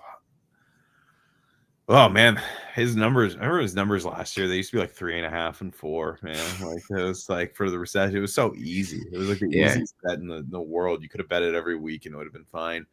Yeah, I think he's the guy. I mean, he is the guy in this offense. I don't think they have anybody that can cover him. I'm gonna take. I still don't do any. I like the odds, so I would take anytime touchdown. Brock is gonna have to have one of those years where he has like 8-9 touchdowns for me to be taking it constantly. But yeah, plus 190 shows that like maybe Vegas doesn't view him as a touchdown scorer. Over on reception and reception yards, I do it every week. Honestly, it's so easy to get him the ball. You can get him in the flat. I think they're going to do a lot of like bootlegs with Geno where they throw backside to Brock Bowers. Like they're going to do a lot of crazy stuff with him. I wouldn't be surprised if he got a touchdown, but I think they're going to want to run the ball a lot in the red zone or throw screens to Genty and things like that. So I'll say over on reception and reception yards. Yeah, I'm gonna hit over on the receptions and the receiving yards. And then I'm not going to take the anytime touchdowns. I think it's going to go to somebody else that's going to bother fantasy owners. People are going to try to like really squeeze him in the red zone. I think they're going to really be like, where's 89 in the red zone? And yeah, I think some people say like Brock might have a Julio Jones problem. I don't think it's going to be a problem because I think the Raiders are going to score more because of it. But yeah, you're right. The fantasy owner aspect, of which I am one. I have him in one league. Yeah. All right. Next up, got our boy here, Jakobi Meyers, who we were talking about earlier. Jakobi Meyers is 4.5, receiving yards 50.5, anytime touchdown plus 195. I'm gonna take his anytime touchdown. See, this is what I was gonna take too. This is the guy I was gonna take. I think he's gonna get one. He's gonna get the touchdown. It's his former team. The team that actually didn't pay him. The team that said you're an undrafted free agent and that's it for us. That's the team that did that. You can get all mad about what the Raiders are doing. They still gave you life-changing money at one point in your life. They did not. New England is definitely straight up. Who did they pay instead of him? Juju. They paid Juju over him.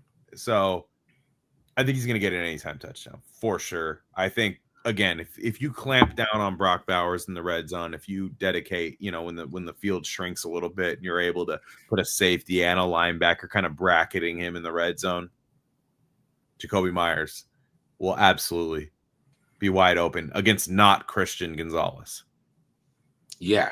Marcus, what's his name? Marcus Jones. Marcus Jones, right? Is probably who's we think is going to be covering him. Not worried about that. Carlton Davis, not worried about either of those guys personally. Yeah, to be honest, I think Myers is gonna have a big game. I think he's gonna have both of these over, but I think he's gonna have like that like 6-catch, 76-yard game. So I mean, it's not big, I guess, but I think the 6 yards. I mean, that's both the overs, and then with a touchdown, that's a pretty damn good game. And then sprinkle in like some Trey Tucker's hitting the Trey Tucker deep. He gets about four catches, something like that. I think they're gonna sprinkle in the other guys, but it's gonna be Bowers, Myers, Genty, Bowers, Genty. Michael Mayer. Michael Mayer sprinkle in. You know what I mean? Straight Tucker sprinkle in. You know what I mean? Like it's gonna be like that. I think red zone Mayer is where like whatever to me, like the Michael Mayer anytime touchdown is probably like, I don't even know if you can bet on it, but it's probably like plus 380 or something. Like that's the one to me where I feel like he's standing there. Like, remember Lee Smith's touchdowns for the Raiders where like people would be like, wait, that guy's eligible? Like, he'd just be leaking out to the side, standing by himself in the corner. Mm-hmm. Like the John Travolta gif or whatever, like just by himself in the room. That's what I think is going to happen in this game. I think it's going to be those type of passing touchdowns. Let's get a question from Big STDs. Any Jakobi props scare me until I see what his usage is like. Are you sure they don't use Tucker more than Jakobi? That's a good question. Oh, yeah, I did. Trey Tucker, we'll wait and see. That's the thing about this Chip Kelly office. We said we don't know. That's like, it kind of feels like Christmas a little bit, even though we might not like the day sometime. I mean, there's a chance they just suck on offense, right? But like, it does feel like a weird, like mixed bag of like something you can pick through. Like what are we gonna get? Like it's a mystery. It's like the Airhead flavor back in the day. Like it's a mystery. We truly don't know who he's going to feature. I think Trey Tucker is going to have a nice year, but there's only one football. Do they want to run the ball? I think they're going to pass a lot more than people think. Yeah, I do too. I think they're going to pass a lot more than people think. Like, I don't think they're going to be this team that has the top end rushing attempts. I don't think they should be a team that runs the ball more than them, but let's just hope that they're in a position to run the ball more, right? Like, let's just hope that they're not passing the ball a million times because they're losing. Yeah, exactly. I want them to pass early, run late. I hope they have that game plan. I agree. Because Ashton Genty, if they get up, you pass to get a lead, you run to keep the lead. That's how it should be. Yeah, exactly. All right, so game line here. New England is 2.5 point favorites. You got a 44.5 over under. What are you thinking here? I'll take Raiders plus 2.5. I know the money line, that's like the alphabet there, right? But like doesn't pay that much. So I would take the plus 2.5. I actually like the under in the game. I kind of think the Raiders defense is gonna like randomly play good and fool everybody. Like I think I kind of think their offense, I think their defense is. Remember the first Jimmy G game against the Broncos? Yeah. Sloppy as hell. Jimmy G made a couple plays, ran and stuff. Their defense played well. The game. I think it's gonna be something like that. Like that. That's what it's gonna remind me of, where people are gonna go like, man, their offense. What's up with their offense? Like, and then their defense is gonna come out, because I think it's a good matchup for the defense. And I think they're going to get an early lead. I think they're going to make Drake May play hero ball, which he's definitely got the arm and the legs to do some crazy stuff, but I also think he can be his own. I think he could also create his own demise. I take him plus 2.5. I saw somebody asking who is opposite of Keon White. I don't know if Keon White is a starter. They're talking about Chason is a starter. Yeah, I would say Chason is starting for them. Yeah. And then Harold Landry's the opposite guy. It's Chason and Harold Landry.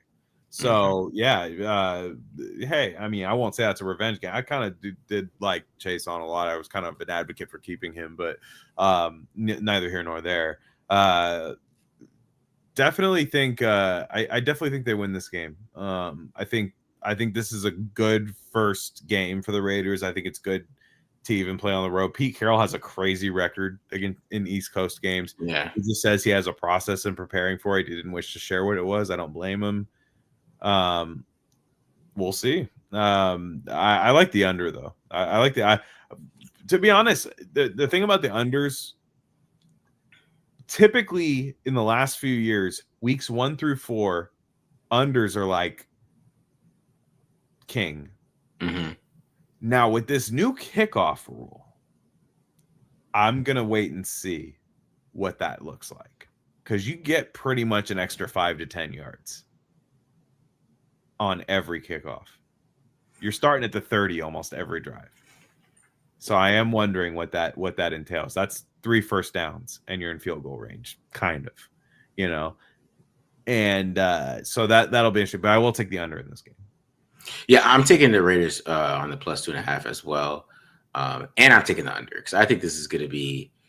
I think this game is going to be uglier than people expect. Because I even with how the Patriots are set up, I still think they're going to play good defense, and I think there's going to be points where the Raiders' offense isn't moving how people want it to move. But also on the flip side of that, I think that this game plays to the Raiders' strengths on defense because the Patriots have to run the ball to make sure that Drake May is not having to read the field like he needs to in Josh McDaniels' offense, because his preseason field was bad, and like nobody's talking about it. And I'm sure that a lot of Patriots beat writers are trying to get around it. That shit was awful. Like I was like, what, is Josh McDaniels gonna ruin Drake May? I literally was thinking that in my head while I was watching it. Like this dude's gonna ruin Drake May, because I thought Drake May played. He surprised me as a rookie. I thought he played pretty well. It's definitely there. Like you definitely see it. Like you're like, wow, there's like a Herbert-y kind of player there. Yeah, but did he? I was watching my film like, oh my god, it's happening. It's the Josh McDaniels issue where like dog, he's not a 90s quarterback. This isn't the 90s. You don't have these super anticipators like this, man. You got to kind of build the offense around these guys until they get to there at the end of NFL level. They play in these college offenses where they have to do that, and you're going to put him in this offense where he has to anticipate on a dig route like he's 30-year-old Jared Goff or like a 40-year-old Tom Brady. Man, that's why I think the Raiders have the advantage here. If they could stop the run and they could just play zone and force Drake May to throw into tight zones, that's how you get him. And that's why I think Drake May is going to struggle a little bit, because this offense is so based on you like throwing into a tight zone on time that I think he's not going to be able to get it. And and then the Raiders get some sacks. So that's why I think it's going to be a little uglier than you think. But I think the Raiders, at least with the spread, you know what I mean? Yeah, no, for sure. I think it's gonna be a very ugly game. I think it's gonna be frustrating. I think it's gonna be times where the Raiders are like, man, what are you doing? Like, especially on offense. Like I know you think on offense, and I'm not talking about this game, but just in maybe the first half of the season, you think they're gonna come out crazy on offense. I actually think the offense is gonna take a little time, because I think there's gonna be stupid pre-snap illegal formation, especially with these young receivers, dumb illegal motion, things like that. People forget JPJ had 14 penalties last year. Like I think they're going to have a lot of those, unfortunately, to where I actually think the defense is going to come through. I think the defense is going to fool the fans the first game. That's my thing, is I think they're going to come out. I think their defense is going to actually look pretty good again. I just think this is the type of quarterback I'd like to open up against. Exactly. That doesn't play quarterback. Yeah. They'd be like, Caillou Kelly, man, he's not that bad, man. I like Caillou. Yeah, exactly. And then they play, Herbert the week after, who is very good at taking what's in front of him. In fact, that's probably a flaw of his. Sometimes tonight he looked like he was really putting the ball down the field, but then you'll play a guy who plays patient with a good offensive line. You'd be like, shit, we stink. Like that's just my take. And look, with Pete Carroll, we have to factor in. My whole take is we have no idea what this team is, and you have to like factor in the fact they might lose this game and then beat the freaking Chargers Monday night. Exactly, that's what I was thinking too. Do that too. This is just my prediction, is I think they win this game, and then the Chargers, I don't know. But it's just like with Pete Carroll, it's like if you watch Seattle, they would lose random ass games to teams where you're like, well, how did you lose that game? Mhm. And then they would show up in prime time and beat down some team and just look like a dominant Super Bowl team. And I think we're going to see glimpses of both this year with the Raiders. Yeah. And Nick Spark, I mean, yeah, we agree with this. I agree with you. That's why I said the defense might fool them. But that's what we're saying. But go ahead, Michael. Yeah, the defense will fool the fans, I think, a little bit. I think the fans will go, shit, Pete got this defense on lock. And it's like, yeah, I just think the Patriots on offense really are not that good. And yeah. You're gonna see that video. Is Isaiah Palomar the best safety in the league? Right. like Tyree Wilson might have a 2-sack game, right? Or something crazy. And people will go, whoa. You know what I mean? Like, there's YouTube channels that aren't Raider channels that are just like farming Raider content right now. Like they're trying to get ahead of things where they go, Dante, the Raiders have the best kept secret at wide receiver, and it's Dante Thornton.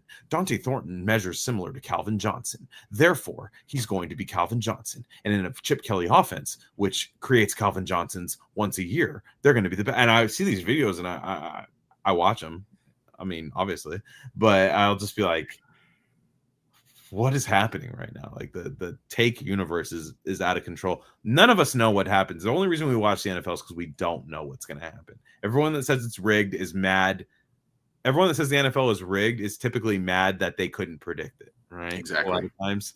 And so, like, to me, we don't know what's going to happen.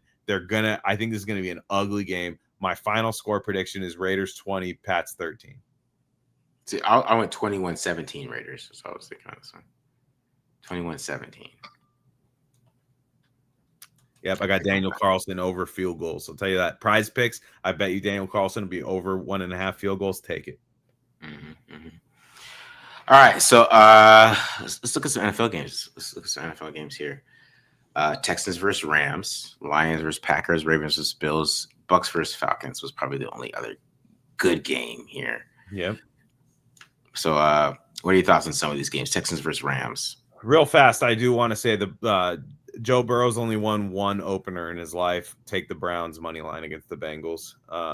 Okay. I'm telling you, everyone's like, "Oh, the Browns, they stink. Their defense is good, and the Bengals always start slow." So, even if you want to take the spread, right? Take the spread if you don't want to believe me.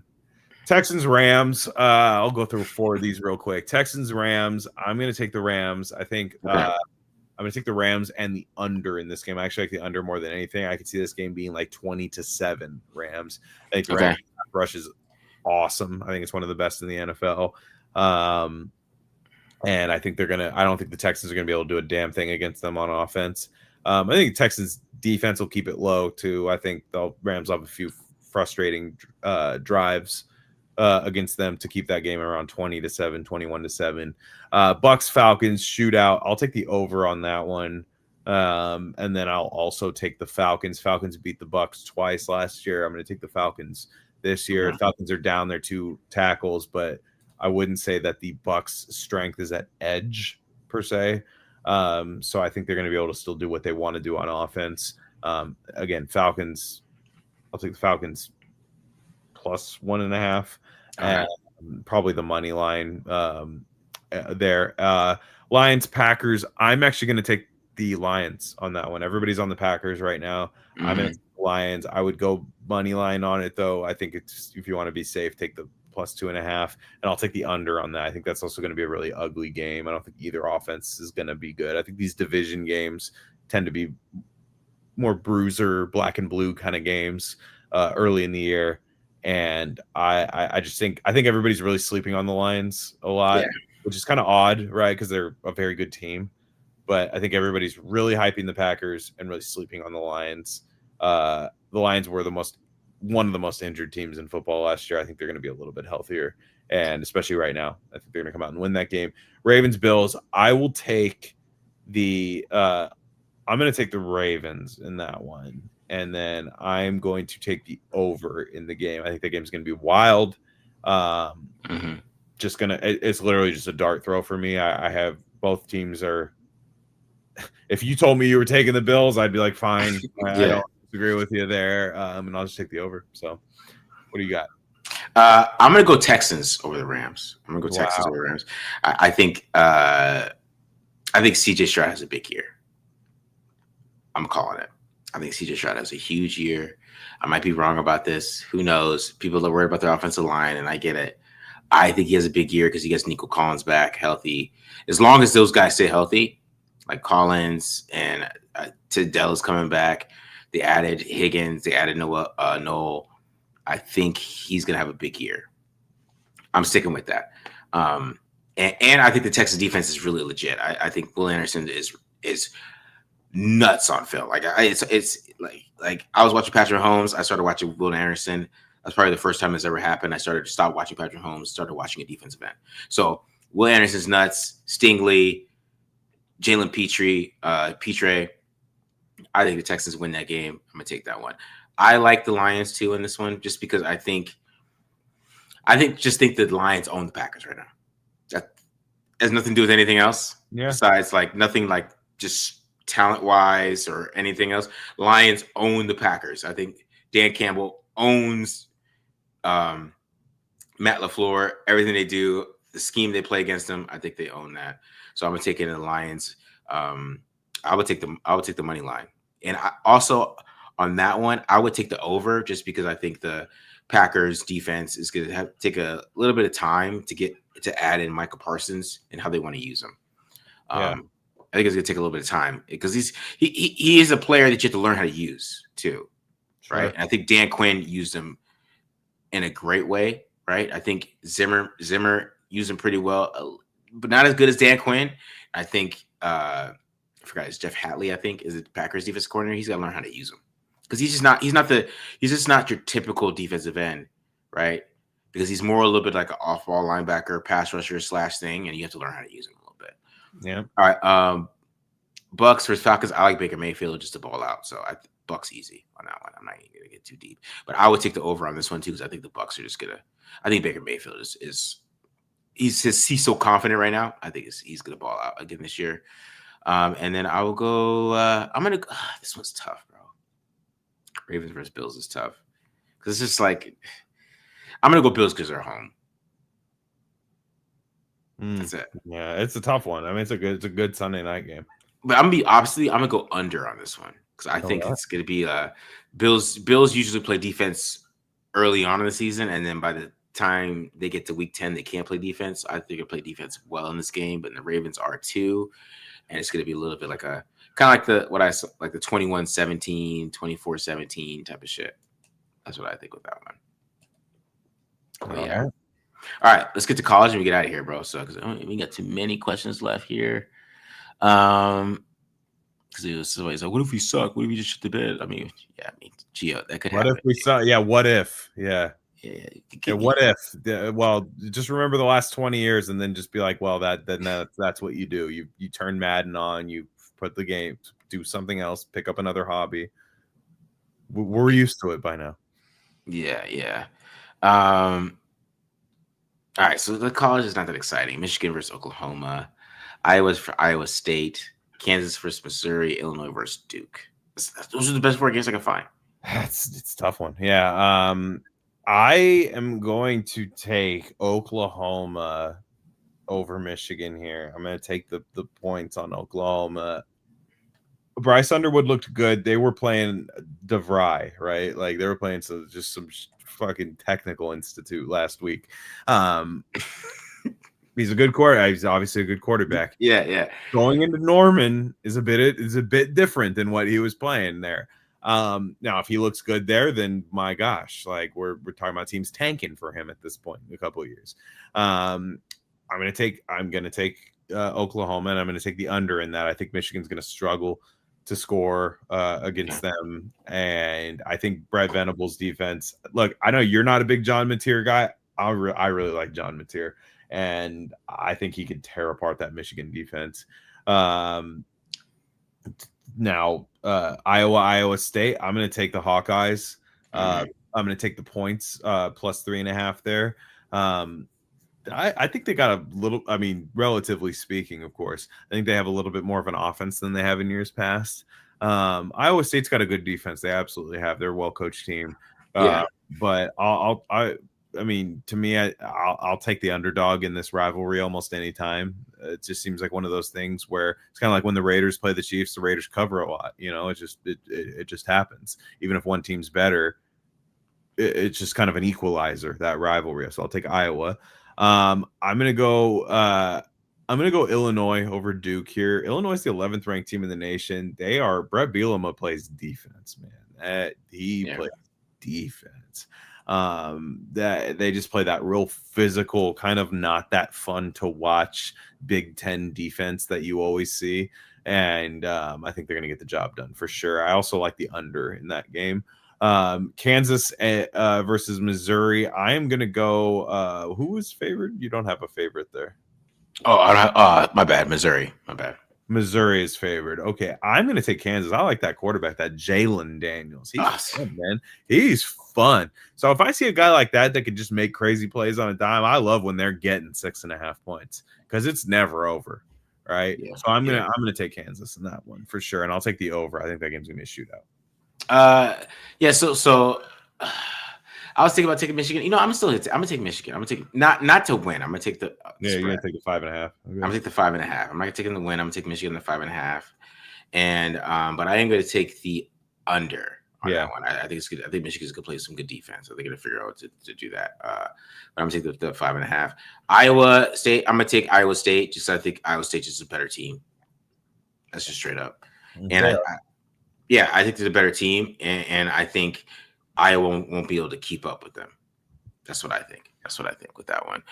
Illinois versus Duke. This is a tough one, but I would take Illinois because I think Illinois is just a better defense, and I think Duke has a young quarterback that he's got to work out of some kinks, kind of playing it out against that type of defense. But I'm the same with you with Kansas. I think Kansas is going to win that game because I think Jalen Daniels is crazy. He's tight, man.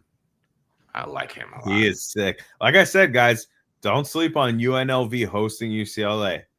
They're 2.5-point dogs at Allegiant Stadium. Maybe UCLA fans travel. Are UCLA fans traveling to go see UCLA play right now? No. The way they are? I don't think they are. Really, let's be real. Like, I really don't think they are. Like, UCLA is not that good. They're not. I think UNLV wins that game. All right. Somebody ask, who do I think is a better quarterback? In your opinion, Lamar Allen? I think Lamar, but that's my opinion. It's a toss-up. I mean, they're definitely in that same tier together, and they're like people want to say who's better. They're in the exact same tier. Year by year, it'll vary.